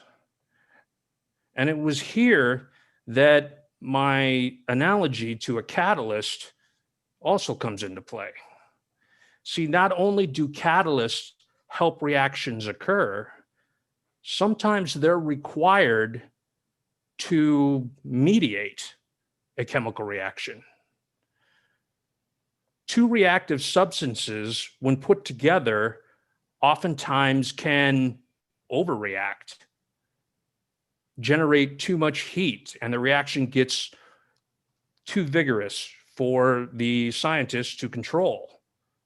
So an addition of a catalyst helps mediate this reaction. And it was here that a valuable lesson was taught to myself as well as the other attendees of this particular seminar. We were presented with a particular situation, a particular meeting, I guess, what is most appropriately put, of a leader of the National Federation of the Blind, which at first thought or at first hearing seemed a little bit incendiary, causing a very quick reaction in myself as well as many of the other leadership attendees. We rushed to a quick judgment stating that this person was in the wrong and should be disciplined, or should be, in some cases, some of our reactions were ejected from the Federation. Well, that quick reaction actually was an error. Upon hearing a second side of the story, we realized that, wow, that rush to judgment, that quick reaction was actually a wrong one. That a leader is oftentimes responsible for getting all sides of the story and making decisions that would benefit the group as a whole, much like that catalyst helps temper the reaction, helps temper the heat that is generated and guide the reactants to a pathway that is desired. That's what a leader must do. Often all the time, making decisions that are not beneficial to one side or the other, but to mediate a conflict. And in today's environment, when it seems like we as a society, not just the blind community as a whole, are polarized into almost thinking that someone with an opposing view is in the wrong and evil, we're often called to temper this reaction and to consider another person's viewpoint. And that's what leaders are called to do. And my fellow leaders, fellow attendees of the particular seminar, of the leadership seminar, we ranged from everywhere, from California to New Hampshire, representatives from my home state of North Dakota, down to Louisiana, and all in between. Upon learning this and upon basically being convicted, and it was actually from this overreaction, which we earned our nickname, the Kangaroo Court, we learned a valuable lesson that leaders are responsible for the group as a whole, not just to one part. It was very enlightening and very educating, and in some cases, humbling experience. I kind of like to summarize all of this up by kind of issuing a little bit of a challenge to everyone out there, members of the NFB, whether or not you have just joined or have been a member for a long period of time, believe it or not, you're a leader. You're a leader to our entire community as blind individuals. What barriers are out there that you can forge a new pathway through? Leadership is not something that is simply a title. It's an action to forge a new pathway beyond a barrier. And in some cases, in many cases, to mediate between other members, to consider another's viewpoint as you lead by example, not just in title. I'd like to also encourage you to find that pathway of your own. Find an area where you can be a leader. Don't simply wait for someone to nominate you for a position or a title. Your leadership field is there for you to forge ahead.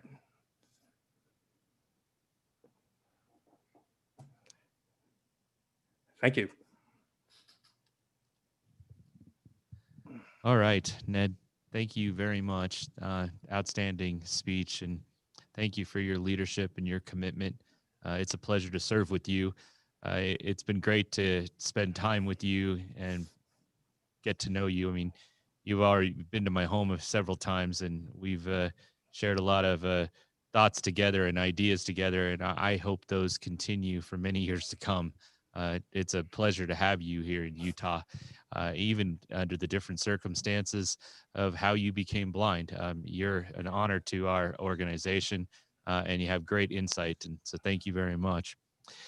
I want to pass the time to Danielle, who is going to give us another couple of door prizes. So Danielle, let's go for it.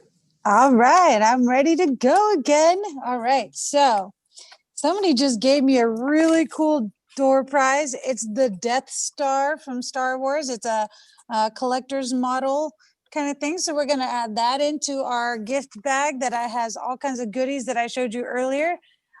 So, and we're also going to add some essential oils and some nice straws to take with you out and about. And that's going to be in your gift bag with all kinds of other goodies, like the goodie bag, like with all the candies and water bottle. You got the Zestfully Clean with the hand wipes and hand sanitizer. You got masks.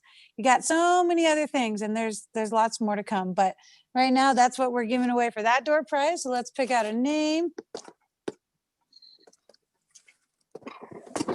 Oops, knocked everything down.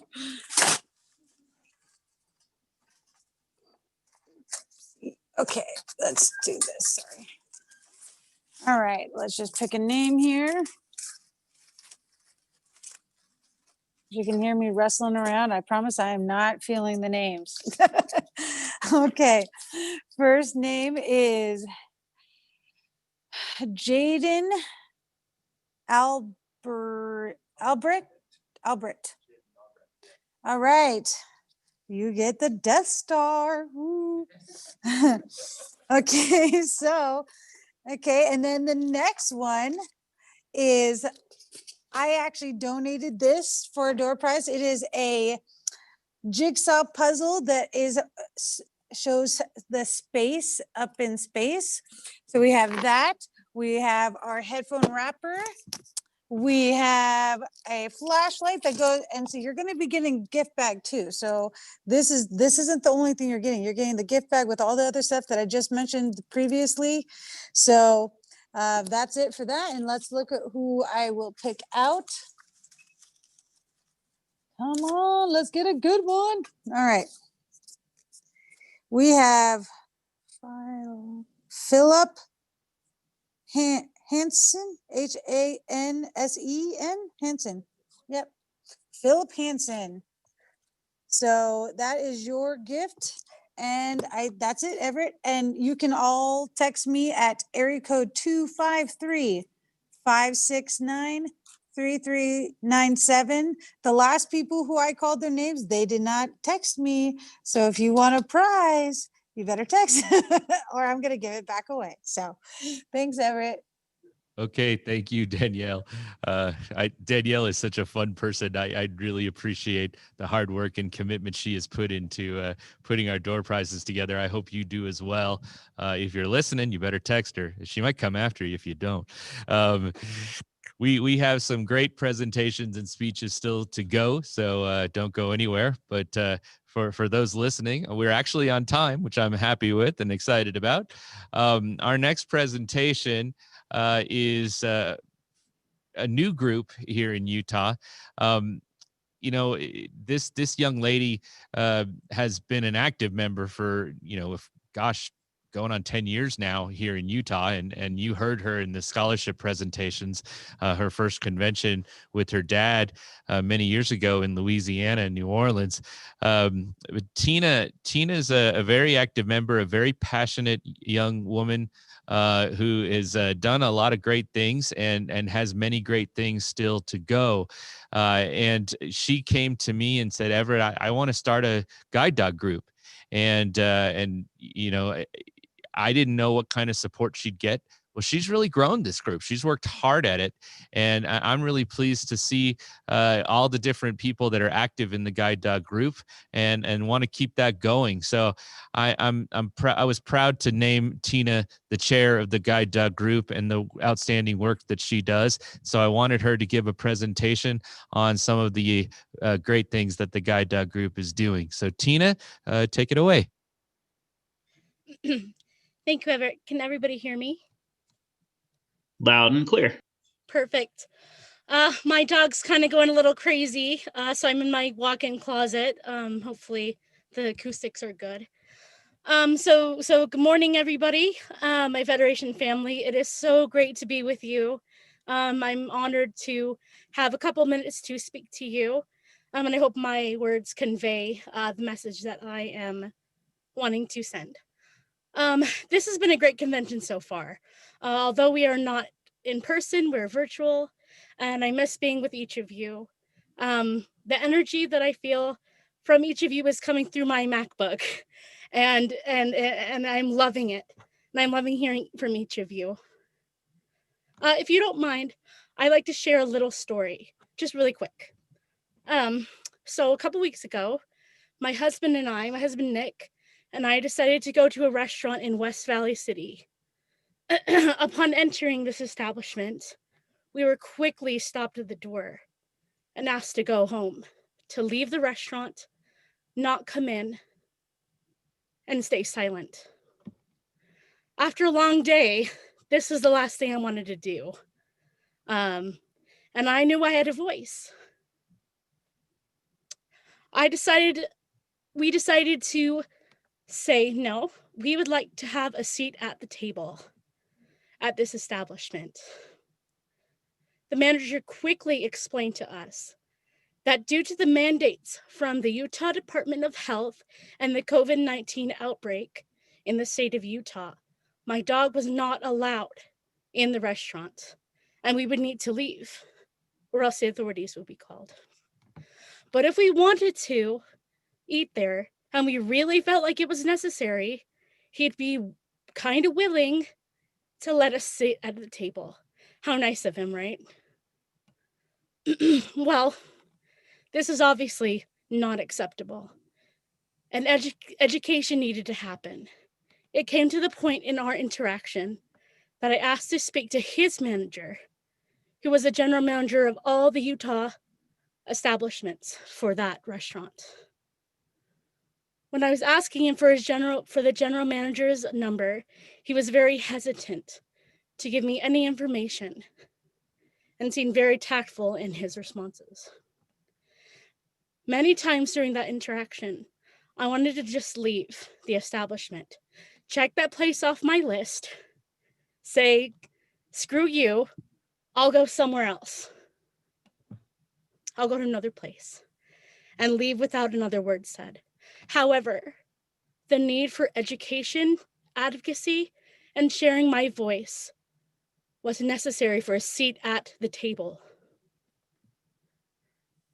The ending of this story came to the manager giving me his manager's phone number, but also giving him a call.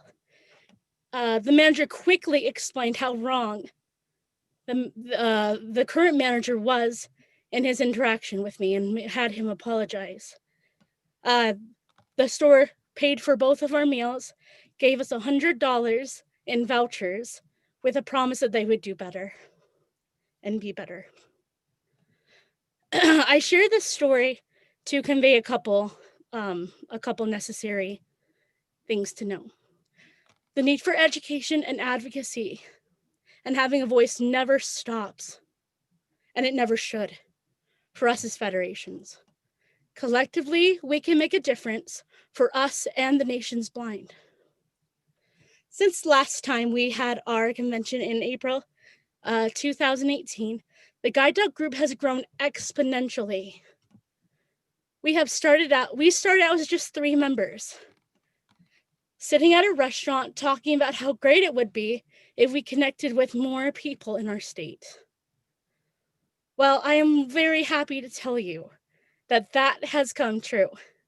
We are now 20 members strong, with more people contacting me and fellow guide dog users across the state, still to this day. We have held Zoom meetings every month since February on this year. Due to the COVID-19 outbreak pandemic, we are not able to get together in person. We want everybody to stay safe and healthy. On these Zoom meetings, we have had various passionate, innovative voices who have shared their advocacy stories with us as they have found their seat at the table. These speakers are people like First Lady Melissa Riccobono, First Lady in the movement, newly elected NAGDU member Raul Gallegos, and guide dog marathon runner and CEO of Guiding Eyes, Tom Panic. These speakers have helped us find our voice in advocating for equal access and a seat at the table. As this year comes to a close, we are hoping to set new and exciting goals. As mentioned yesterday, one of those goals is a trip to Bombay Grill again, with stronger numbers and harnesses in hand. In closing, I would like to share the love and a short message from the National Association of Guide Dog Users President, who sends his love and greetings to all of you. And I quote, NAGDU is in the process of better communication with the various state affiliates of guide dog users, groups, and divisions. Additionally, NAGDU group is establishing a system where a blind person can have better informed choice when it comes to choosing a guide dog training program options. Also, he wanted me to mention that every last Saturday of each month, they are doing a Yappy hour. That's YAPPY hour to connect with you, guide dog users across the nation for collaborative, innovative advocacy discussions.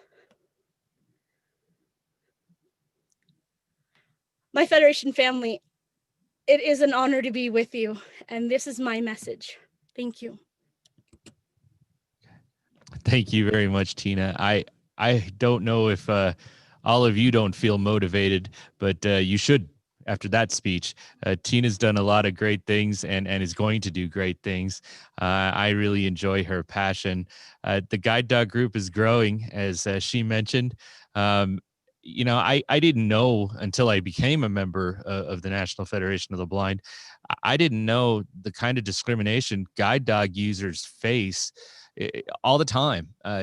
Tina mentioned that story of her in the restaurant.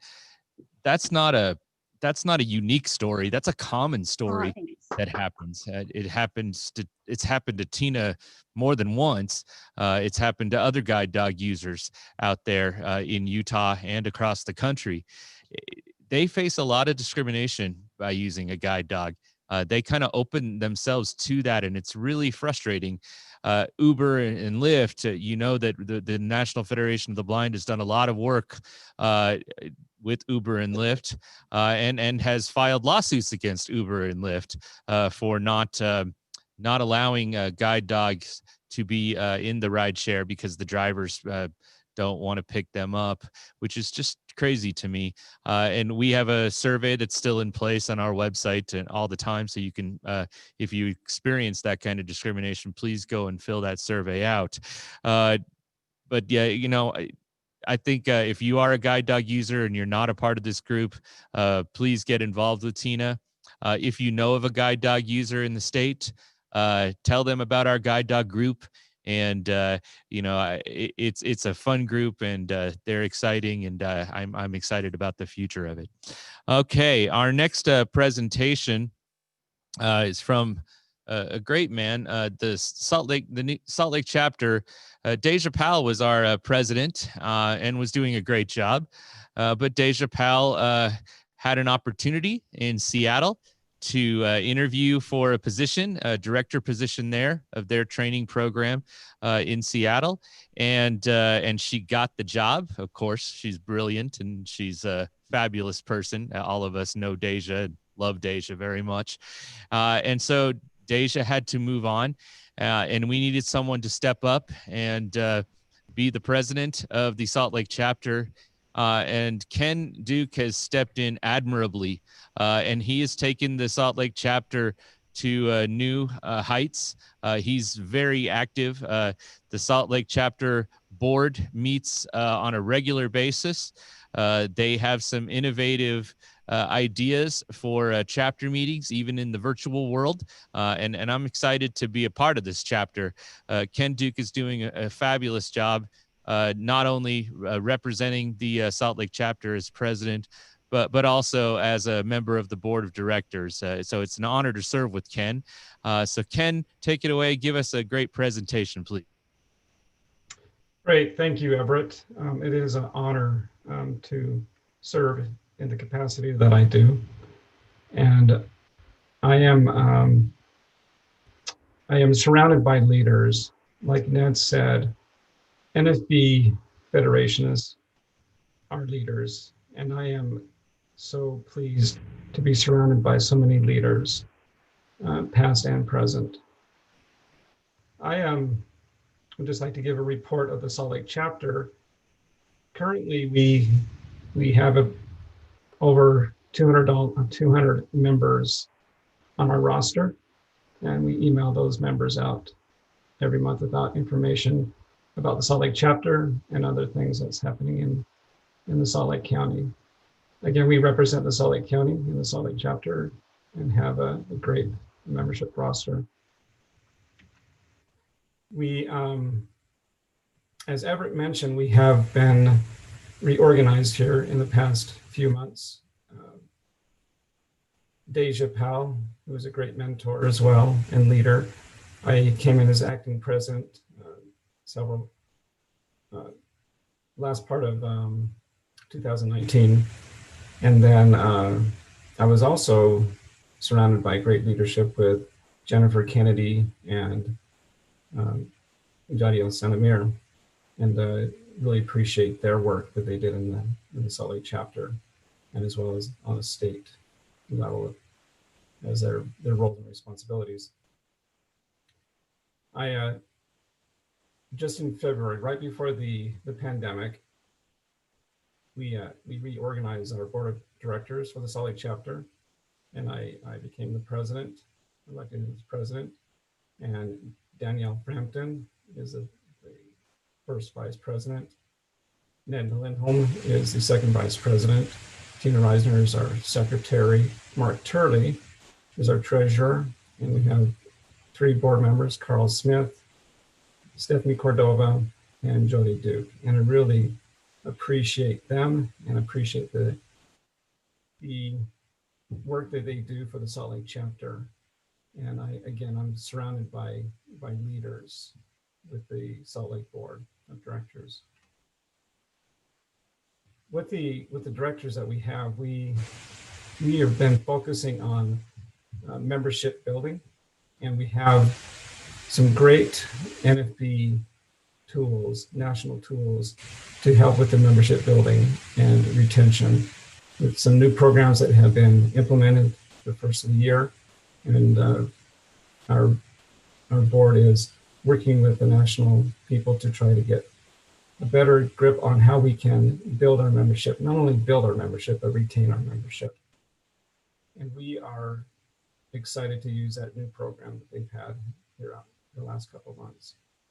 We also are recapping a little, I want to recap a little bit in our 2019 fundraising. We had some great fundraising events in 2019 with our Chick-fil-A fundraisers, with some Barnes and Noble Christmas wrapping fundraiser. We had some great interactions with people, some good money that came in.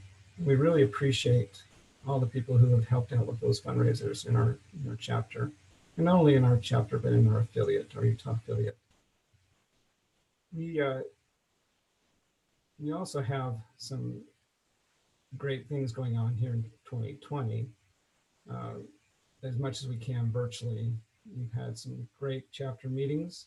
We hold those monthly, every fourth Saturday of the month. And we are scheduling to do more here in the future for chapter meetings with some additional great topics. I hope that soon we can meet in person and we can be able to meet together and have fun in person. But until the governor tells us we can, we'll have to still do it virtually. And we really have had some fun times virtually, and we've been able to be interactive and share some great ideas and educate ourselves. Like I said, we have some great goals and information that we'd like to pass on to our membership of the Salt Lake chapter. We are looking at continuing to build and retain our membership. Some of you have received personal calls from the board of directors this year, asking how they are during this pandemic, asking how things are going, and updating their membership records. And hopefully we could appreciate the time we have spent with some of the board of directors on a one-to-one basis. We're still reaching out, we're still trying to understand each member's situation, and we want to be able to have the ability to pull each one of you into our family and be a great federationist.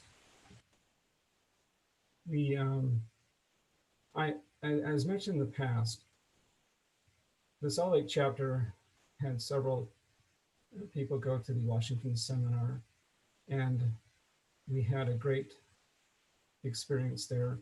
I was able to go myself and had a great experience working with Everett and Sachin and all the leaders that went there.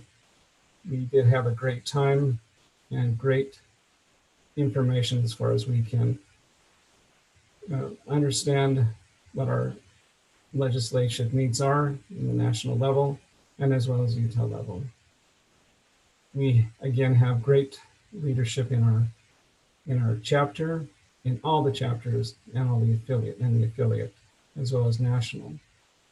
With this pandemic and being going virtual, I have been able to, and our other board members have been able to interact easier and be involved in their chapter meetings. And I have been able to gain some great respect and honor, and I'm honored to be able to be part of those chapter meetings and retain a lot of information and able to understand how they run their chapter. And with some of the things that they do, they're a great example. So the Salt Lake chapter, we might have 200 members on our register, but we are all a group, we're all united, and we are able to gain knowledge and strength from each one of our chapter members, each one of our affiliate members throughout Utah. And I really appreciate the hard work that everybody does. And Everett, you're a great leader, and I hope to serve to your expectations as the president of Salt Lake chapter and also as on the state board of directors. That's my report. Thank you. Thank you very much, Ken. Ken is a soft-spoken leader, but he carries a very loud stick, and he will get people going in the right direction and make sure that they're doing their jobs. And I appreciate that more than he'll ever know, because he'll even kind of remind me with that stick. And I very much appreciate that because, I get a lot of things going in my head, and sometimes I need someone to remind me where to focus my attentions. And Ken does a great job of that. And I know the Salt Lake chapter very much values Ken's leadership, and he's a pleasure to have on our board of directors. Danielle, let's give away another door prize, please. I can do that, Everett. Thank you for giving me this opportunity to give out a really good door prize here. So if I call your name and you are from the Salt Lake proper, I have the $100 yellow cab vouchers for you to use. If you are not, that's okay. We can always Whatever else I give you, this might not be so important. So the next thing is $20 in cash. Ooh, yeah. Now, come on, you got to text me because nobody's been texting me, so you're not going to get a prize. Okay, so $20. And then we got a Barnes and Noble gift card for $15. So thanks, Kim, for talking about Barnes and Nobles. We actually have a lot of fun wrapping gifts and presents for Christmas there, and it was a lot of fun. So, and then also you're going to get that gift bag with all the goodies in it, with the zestfully clean, and got to make sure you're clean. Okay, I mean, I know a lot of you are at home, but come on, that stuff smells really good, just saying. Anyways, so I'm going to pull out a name here. Let's get a good guy. Let's get a good person here. I'm excited. All right, I almost feel like I should have Kata here to pull something out for me. All right. Let it be somebody that's going to really want this prize. Okay. We have Heather Artin, Artenian.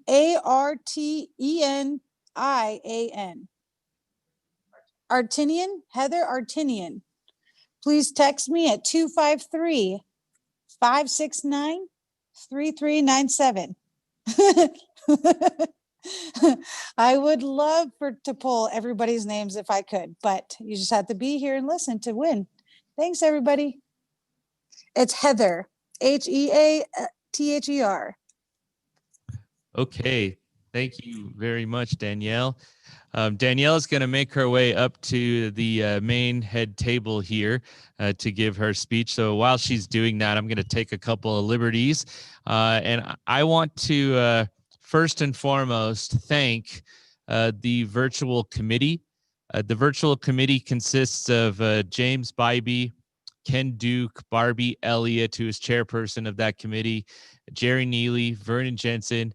And then I think we have a couple of honorary members of the committee who have been outstanding in making sure this convention virtually has run as smoothly as possible. Willie Black has been instrumental in helping out with this, Sherilyn Creer, and so many others. So I appreciate all the work that all of these members have done to help this convention come across as professionally as it has.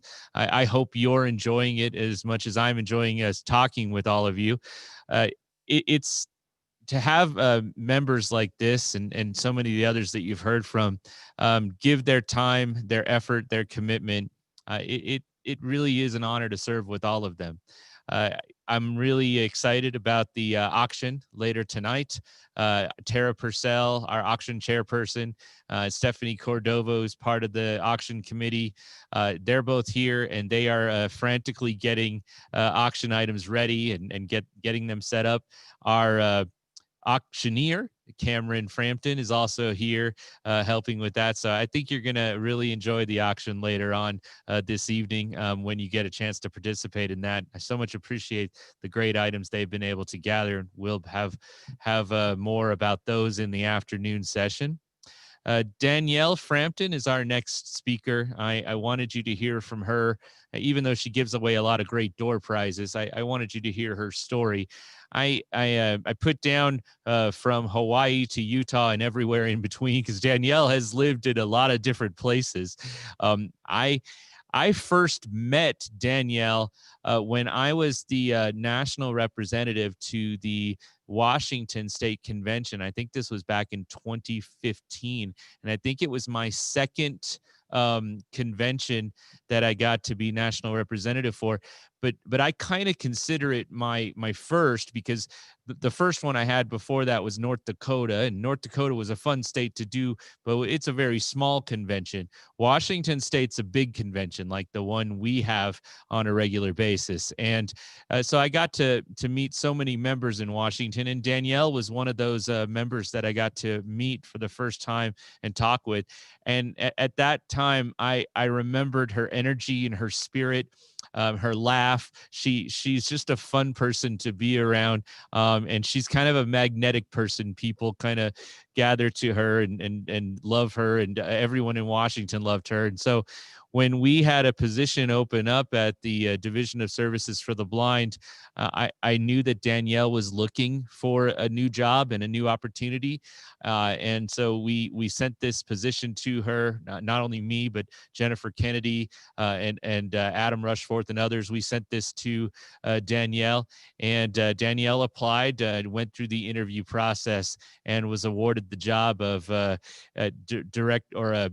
head of the residents here at the Division of Services for the Blind. And she's also an assistant teacher or backup teacher, not really assistant, but backup teacher for the classes. So she can kind of do everything. And so it's been a pleasure to have her here and get to work with her personally. So I wanted you to hear her story and hear about her.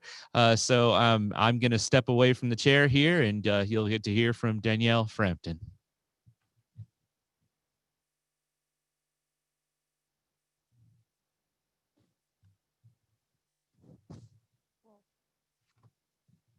Expecting that.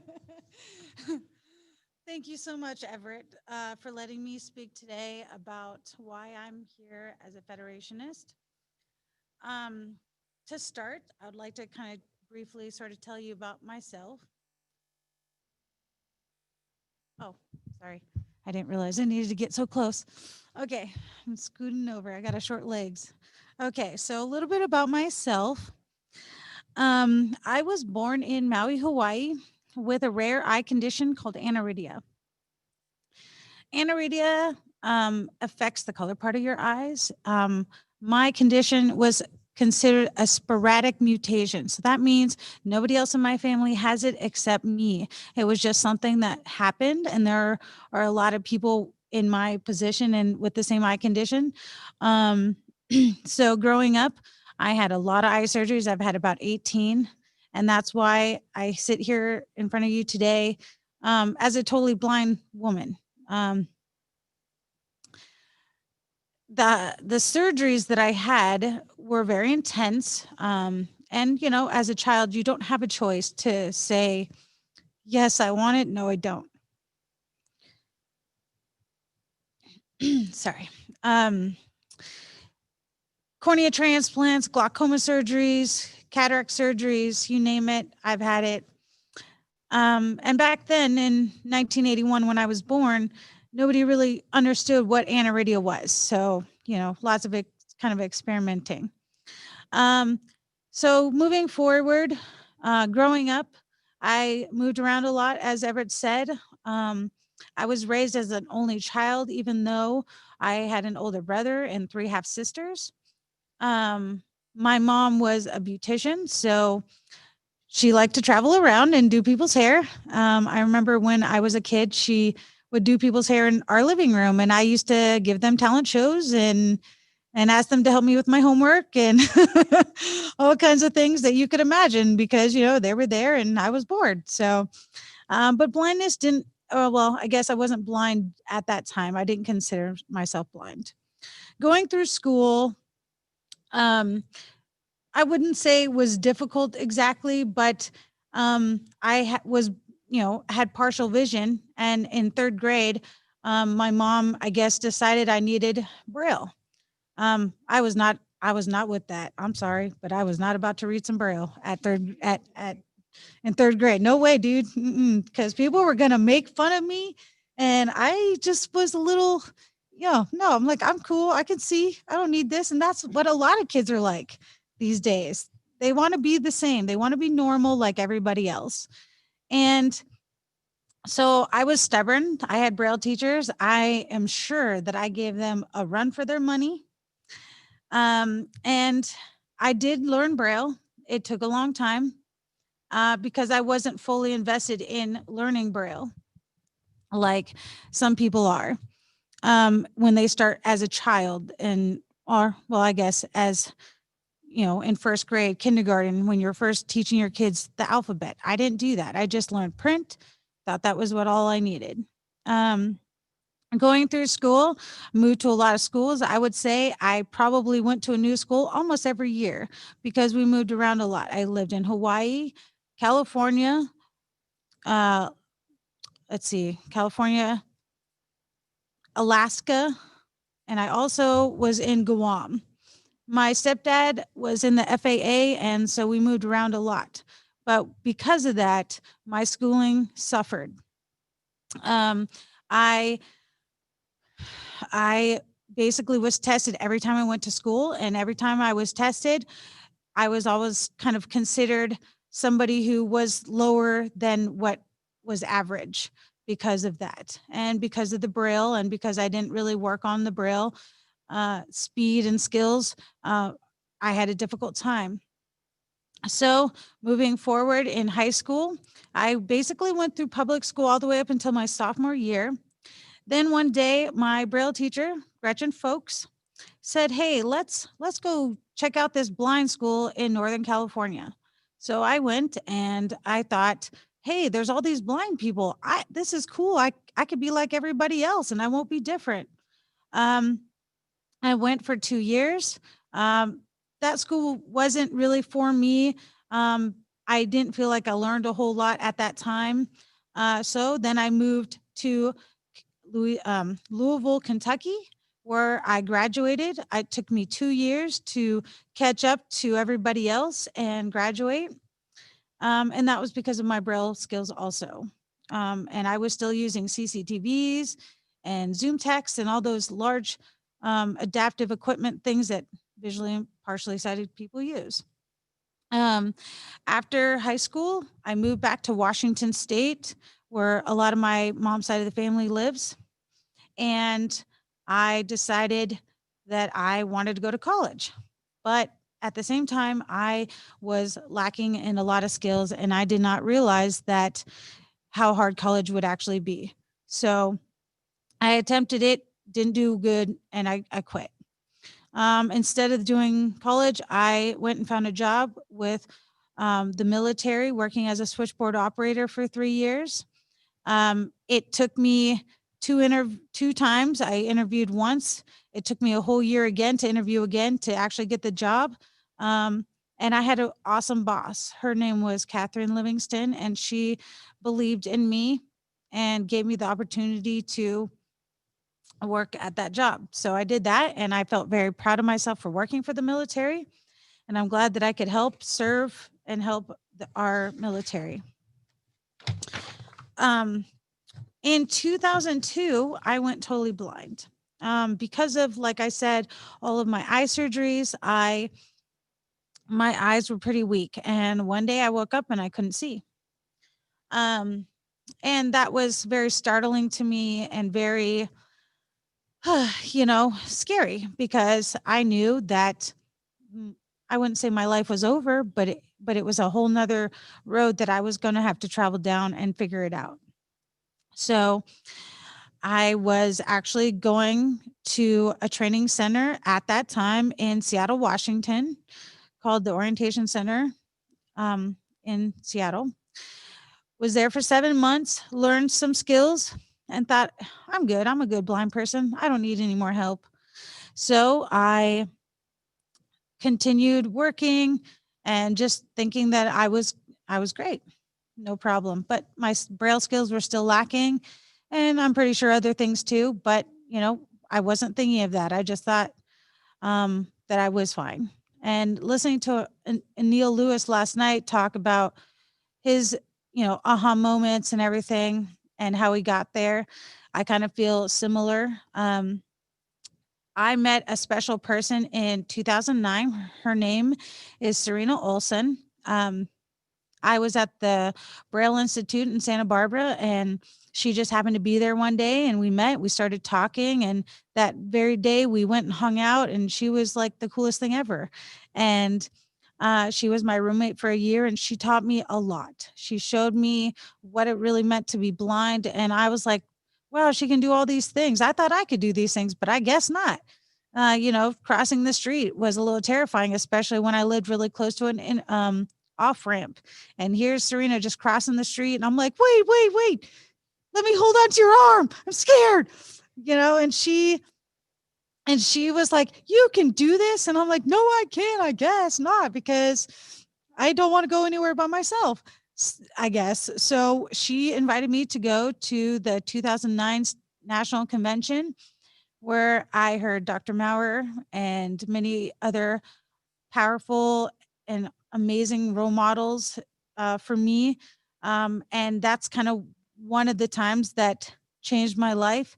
After that, I attended Louisiana Center for the Blind in 2010 and went there and got all the training that I can't believe that I missed out on. Training is super important to me, and I always try to tell people, I know you think you're good now, but sometimes you need a little push in the right direction to kind of help you find yourself. So got those skills, felt like a whole new person afterwards. I started helping at the Louisiana Center for the Blind during the summer programs, the STEP and Buddy program. I also helped in the Bell program, teaching blind students. And that's where I kind of also realized about myself, how as a child, I was so stubborn, you know, to not want Braille, and seeing it in other kids was like, man, I hope I really wasn't that bad, you know, because I really wanted to, help these students, you know, accomplish what it meant to be blind, and to give those skills to them. So when they went back to school that next year, that they would feel confident and independent. So I did that for many years.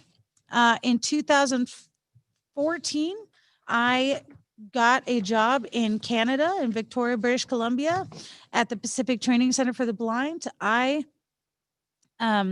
was there as a cane instructor, and I feel like I made a difference in some ways with some of the blind students. And you know, it was a small training center.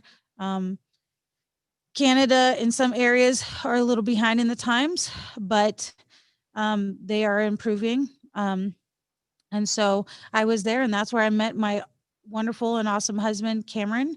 One night I was at this restaurant where they played live music. I went all by myself because I had that confidence to do that, and, you know, say, I can go out and dance all by myself. I don't need nobody. So I did it. And here comes Cameron. He sits right next to me.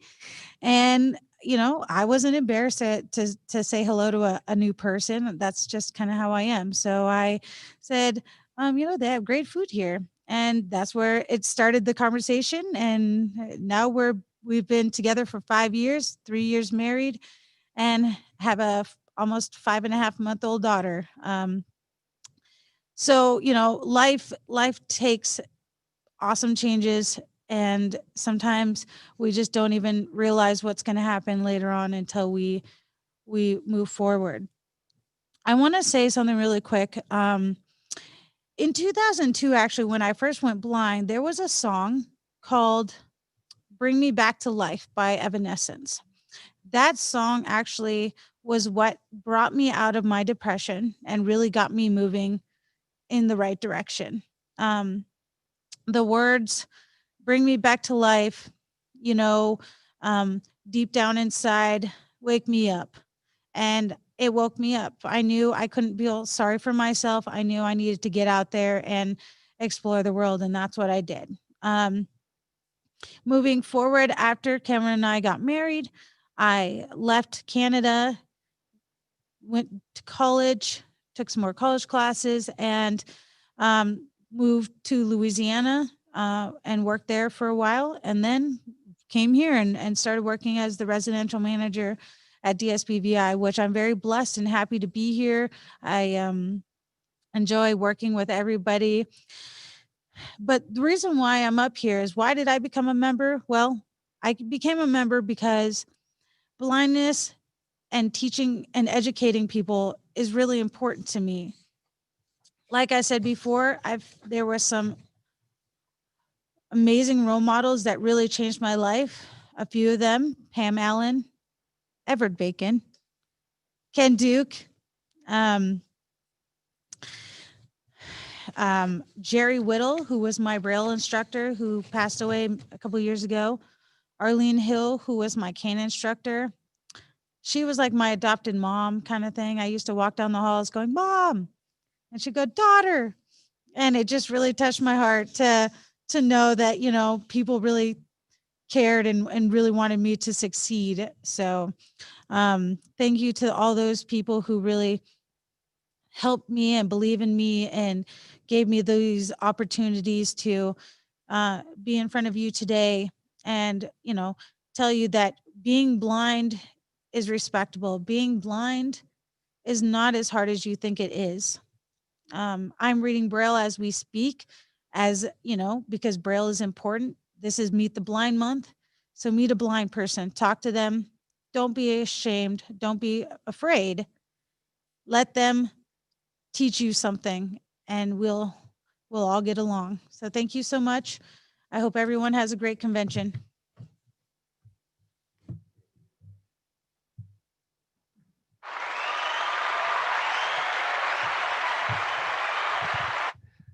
Thank you so much, Danielle. Danielle is so much fun. I hope you enjoyed that speech. I know I did.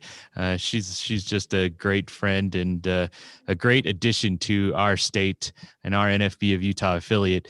Danielle, get a couple of door prizes ready for upcoming, because we only have 2 speakers left. But we're going to definitely get both of those speakers in, give them as much time as they need. And we want to give away a couple more big door prizes.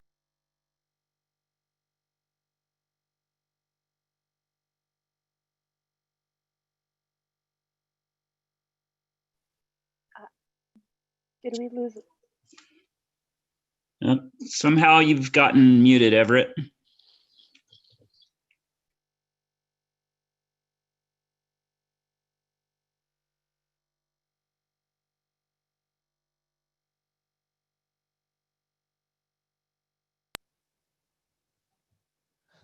Okay, sounds like I'm back now. Sorry about that. I don't know what you did hear or what didn't hear, but I'll kind of go over some of that again. Thank you, Danielle, for your presentation. We really appreciate it. We're going to have some door prizes coming up, so don't worry. We're going to have a couple more before we end today's session. We have 2 more presentations that I definitely am excited for you to hear, and we're going to hear from them fully. The first one is Willie Black, and Willie Black is a longtime leader in our organization. And you know, Willie's also sometimes soft-spoken, but Willie's a delegator. He knows how to get people to do what they need to do for not only his chapter but the affiliate. And Willie's passion is unmatched. He has so much passion for our organization. It means a lot to him. And he takes it very seriously, and loves being a member of the NFB of Utah, serving on the board of directors, working on fundraising ideas with our vendor fair and sponsorships and other ways that we can fundraise in our movement. And then Willie is also very involved in the business and enterprise program as a manager of a cafeteria and multiple vending stands. So Willie's a great leader, a great friend. You know, I was thinking we about national convention last night, and I was thinking about some of the things I always do at national convention. And one of those things is I have a cigar with Willie every national convention, and Willie and I kind of shared that vice, and we both like cigars, and so we always have one at national convention together. And I missed that this year, but I know that you know, Willie is a great friend, and I'm excited to hear what Willie has to say. Willie's going to give his presentation about his chapter. And then Willie's also going to talk about an advocacy issue that he was involved with Young Chevrolet. So I'm going to give the time to Willie Black. Awesome. Thank you, Everett. I appreciate all of that. I had to look around to see who you were talking about, but seriously, it's very true that what we bring to our roles in the Federation is ourselves, and we inspire others. And I think that's the best way to get stuff done, is to get other people doing stuff. And I love to work with people, and I really enjoy the youth, and I've enjoyed Project Strive as well. So I appreciate everything that you said. Thank you. Weber Davis chapter is doing well, and I think the help that everybody gives to us each month when we have our meetings, we have so many people attend, and it's great to see. It's weird to think that this convention covers 2019 because that seems like forever ago, and we're just later. So it's been different for me. We have gone from having 12 to 18 people attend in person at our meetings to now we get 25 plus on our Zoom meetings, and so it's exciting to see that growth. I have one of the most awesome boards that I get to work with every month, and I consider all of them my friends, and I'm very grateful for everything they do. Our Vice President, Jerry Neely, our Treasurer, Barbie Elliott, our Secretary, Sherilyn Creer, our board members, Marnie West, Courtney Barton, and one of our newest members is Kaiser Toa. And, I wanted to also give a shout out to Kaiser and his wife and thank them for our auction baskets this year. So look for those JetBlue auction baskets. They're going to be a lot of fun, and I hope that they bring us some pretty awesome income for the affiliate. Our fundraising efforts have been a little bit different with COVID, but we've been able to still reach out. We're waiting to hear back from our Chick-fil-A folks. We're hoping to be able to continue those fundraisers. We are working closely with Smith's, and I know some of the other chapters are starting to do that. And it's just exciting to see the growth of that fundraiser because it's always provided us with, every year our chapter sends a member, someone who has attended one of our meetings. So if you've attended our meetings, your name has been put into our drawing, and we send someone to state convention every year and pay for 2 nights of hotel, and we pay for everything except for their membership dues and most of their food expense. So it's been great to do that for the past 5 years. And our last winner is still going to have that opportunity. It was given to Tina Reisner, and she's going to donate that to a person who can use it next year. And then we will also do another drawing to send another person. So we're excited about that. We miss being in person. I think everybody does. We did have an opportunity for all of us to meet, and we were able to do the virtual banquet for a convention, which was really fun. Sherilyn had a group at her house, and Grant and I hosted a group here at my house. And it was just a lot of fun. The camaraderie is there, and getting everybody together is just great. So I'm looking forward to getting to the end of this madness so we can all meet in person again. But it's exciting to know that we'll do this hybrid with Zoom, and that it will make a big difference. We owe a lot to the support that we get here in Weber Davis from other chapters and their members, and that's always appreciated. That just shows how much everybody cares across the affiliate, and it's great to see that support. So we will be looking, as I said, to do our fundraisers again this year. And I wanted to mention also that we do have 2 scholarship winners from Weber Davis, Courtney Barton and David Carrillo. We're very proud of them, and we're proud of all of the scholarship finalists. So that's an awesome thing. And I do want to take just a minute to talk about an experience that happened to me this last week. My business has grown a bit because of unfortunate things with COVID. I've taken over a few routes, so I guess you have to look for the positives where you can. But I had the experience of I need to purchase a vehicle so that I can have employees, deliver products to my 5 micro markets and to my cafe and my vending route. And I really didn't think this was going to be quite as involved as it was, but I went, had a spectacular salesperson at Young Chevrolet. His name was Jarrell, and his partner Moses, and they took really good care of us. They went so far out of their way to help me that what happened in the end really flabbergasted me. They actually came to my house, picked me up, took me over to the dealership, picked up my trade-in, my van, and we're sitting there, and I've signed all the paperwork. And then he goes out and he says, I got got to fix something. I got to find out something. And then he comes back and he says, I'm sorry, I can't sell you a car because you do not have a driver's license. Normally, like Everett said, I'm soft-spoken, but that started something inside me where I just kind of felt a little bit of rage. I'm not gonna lie. I don't like to be told I can't do what everybody else can do. I've never have. But I said, no, that can't be right. And so he goes away and comes back with a manager, and the manager insisted that I couldn't buy this vehicle because I had no license. So when I got over being angry, I did explain to them, you know, how that was discrimination and how that's wrong, that as a blind person, I am entitled to have a car. I'm entitled to register that car and get insurance on it and finance it and everything else. Rather than take responsibility, the manager proceeded to kind of blame everybody else for that situation, saying it was the bank's fault, it's the state of Utah's fault. And, you know, to his defense, those people probably were having similar issues because they didn't know the laws and they didn't know. I finally got a hold of the governor's office, and just because I don't like to quit, I go straight to the top.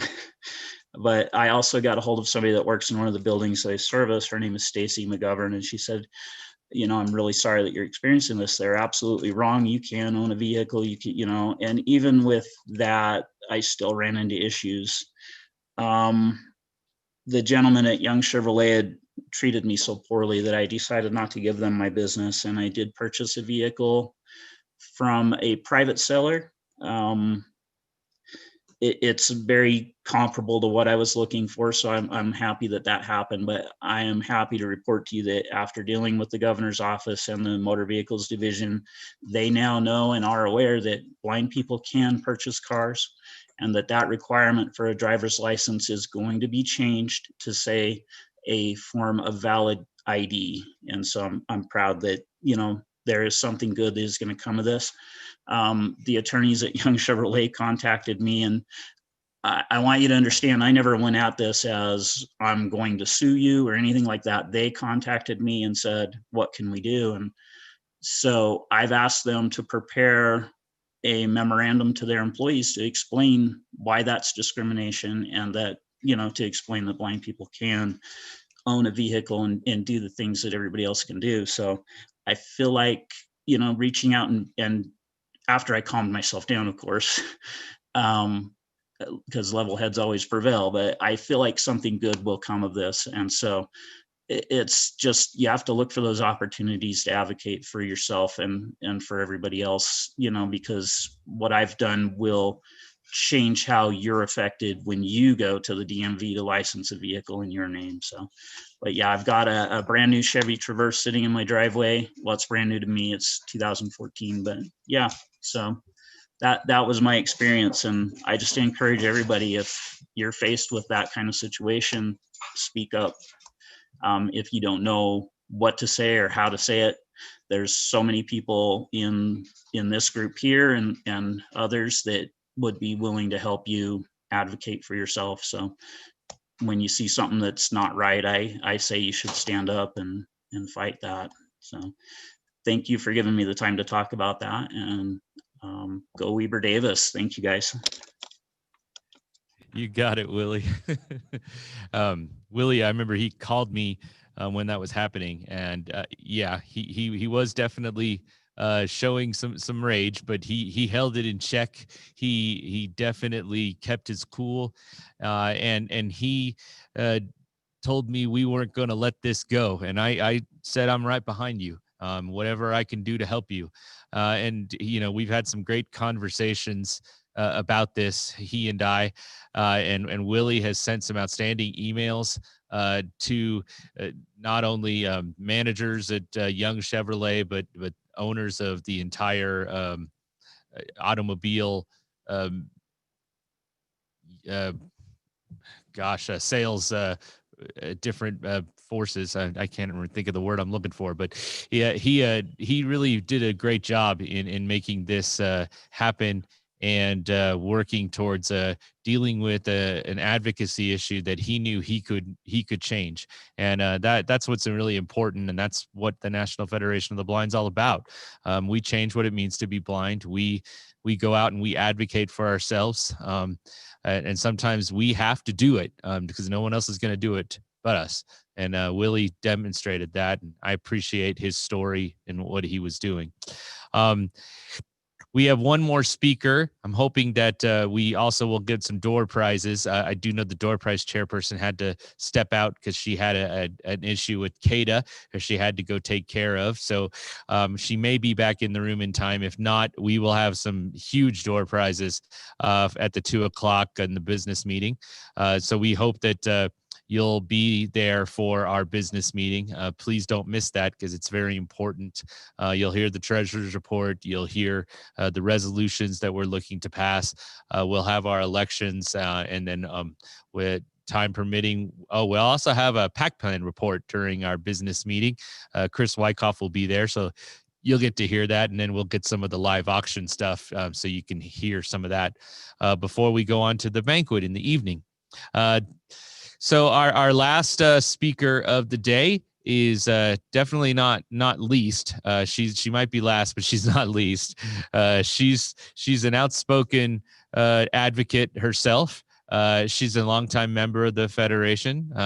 She's done a lot in our organization, being a former chapter president in the Cache Valley area, worked on lots of different things, not only related to blindness, but other disability issues that are very important to her.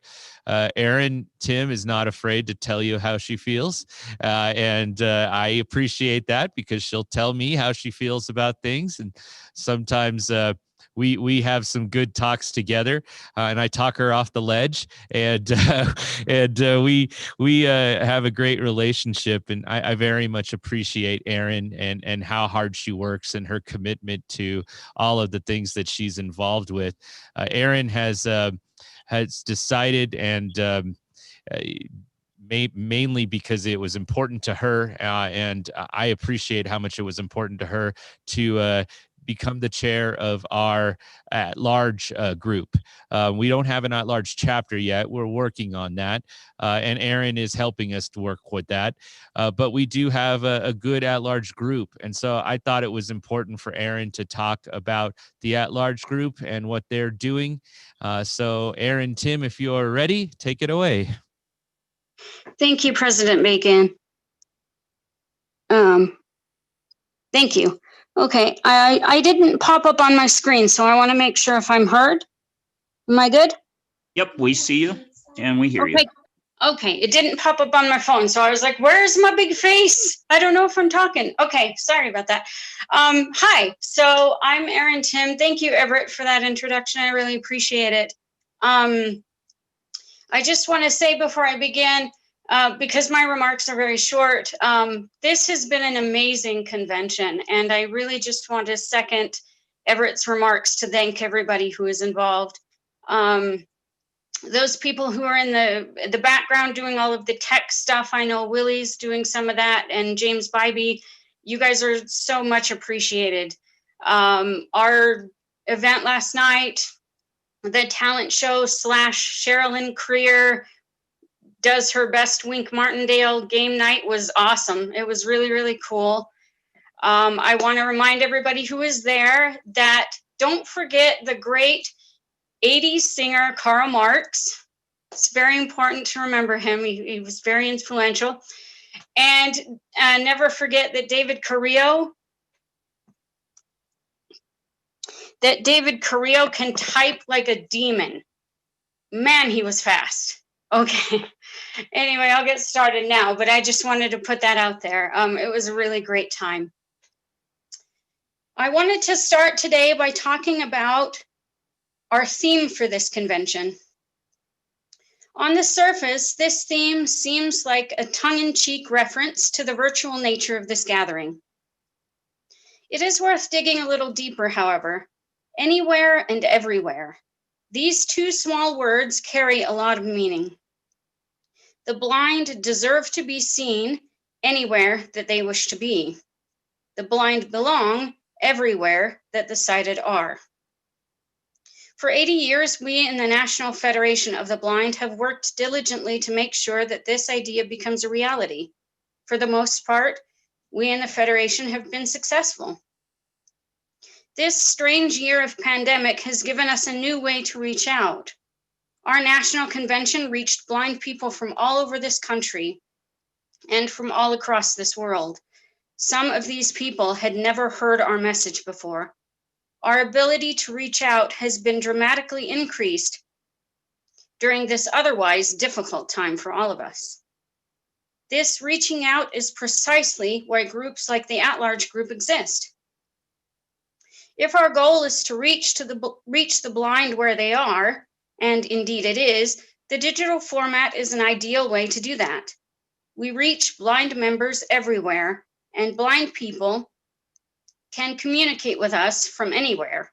Well, anywhere with Wi-Fi signal, a phone line, or cell service.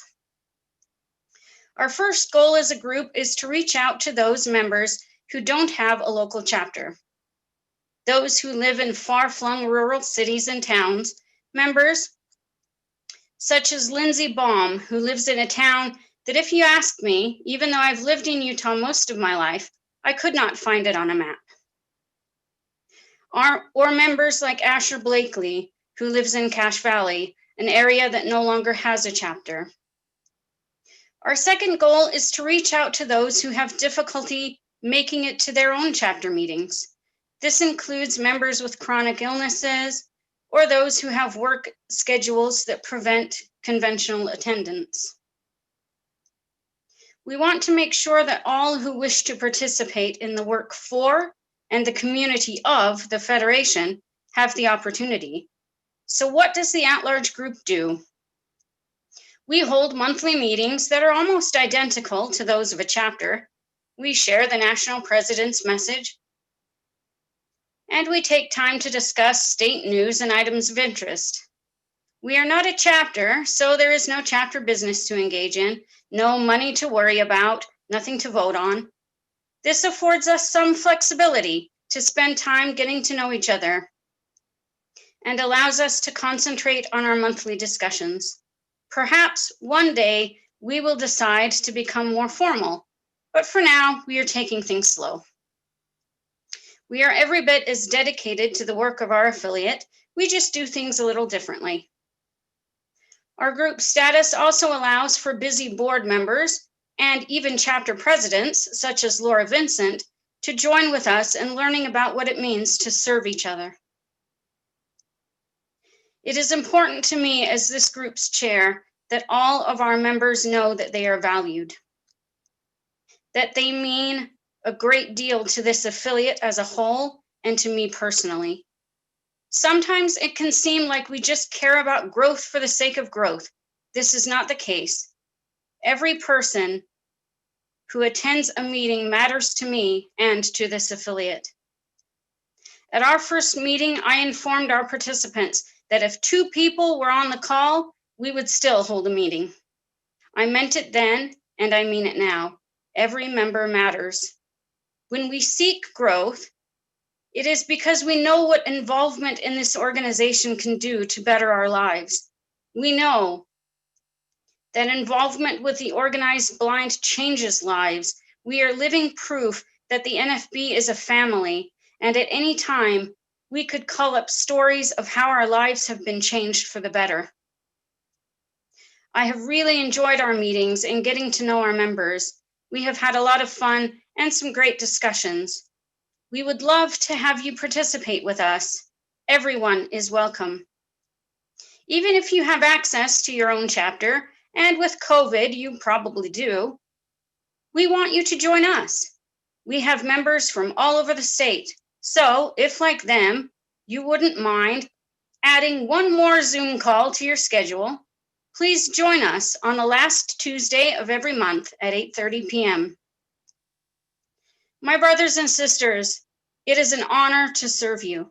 Let's go build the National Federation of the Blind. Thank you very much. Aaron, way to go. That's an outstanding presentation. And that's why Erin is chair of our at-large group. She has a lot of passion. She's a great speaker, and she definitely believes in what we are doing as an organization. And I appreciate Erin very much in what she's doing. And it's an honor to have her be a part of our organization. We are going to give away a big door prize. So Danielle, if you're ready. I am ready, Everett. So the lucky winner is going to get a gift bag with all of our special little items that I've talked about in the past. But if you weren't here when I did that, we have a clean kit with baby wipes, some zestfully clean soap, and some hand sanitizer. We have a goodie bag with some treats and a water bottle. But the lucky winner is going to receive $100 in cash. Hey, so you better be texting me. Okay, the number is area code 253-569-3397. So who is going to be the lucky winner for $100? I wonder. All right, let's do a really good mix. I'm mixing.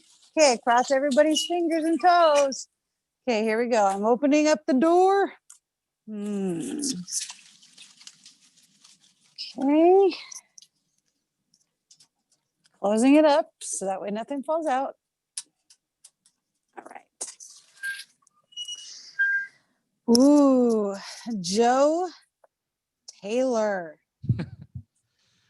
Joe Taylor. Joe Taylor, if you are in the building, I mean, not really in the building, but if you're on Zoom, text me 253-569-3397, or you can text Everett. But yeah, that's it for now. Hope you guys enjoy. Thank you, Danielle. And Danielle will be back at 2:00. We're going to open up the business meeting with a very large door prize as well. So I hope everyone has a fit break now. Get up, move around as I'm going to do. I hope you get some lunch.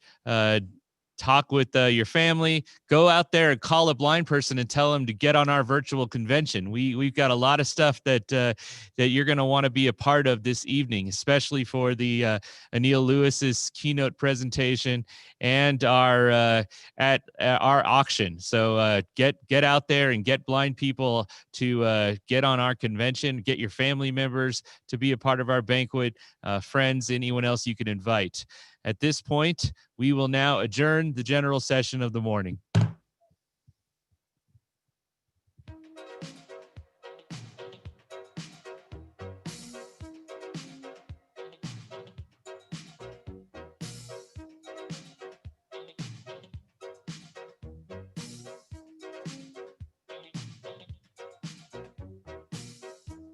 Last night I had the strangest dream. I sailed away to China in a little rowboat to find you, and you said you had to get your laundry clean. Didn't want no one to hold you. What does that mean? And you said, ain't nothing gonna break my stride. Nobody gonna slow me down. Oh no, I got to keep on moving. Ain't nothing gonna break my stride. I'm running and I won't touch ground. Oh no, I've got to keep on moving. You're on a roll and now you pray it lasts. The road behind was rocky, but now you're feeling cocky. You look at me and you see your past. Is that the reason why you're running so fast? And she said, ain't nothing gonna break on my stride. Nobody gonna slow me down. Oh no, I've got to keep on moving. Ain't nothing gonna break my stride. I'm running and I won't touch ground. Oh no, I've got to keep on moving.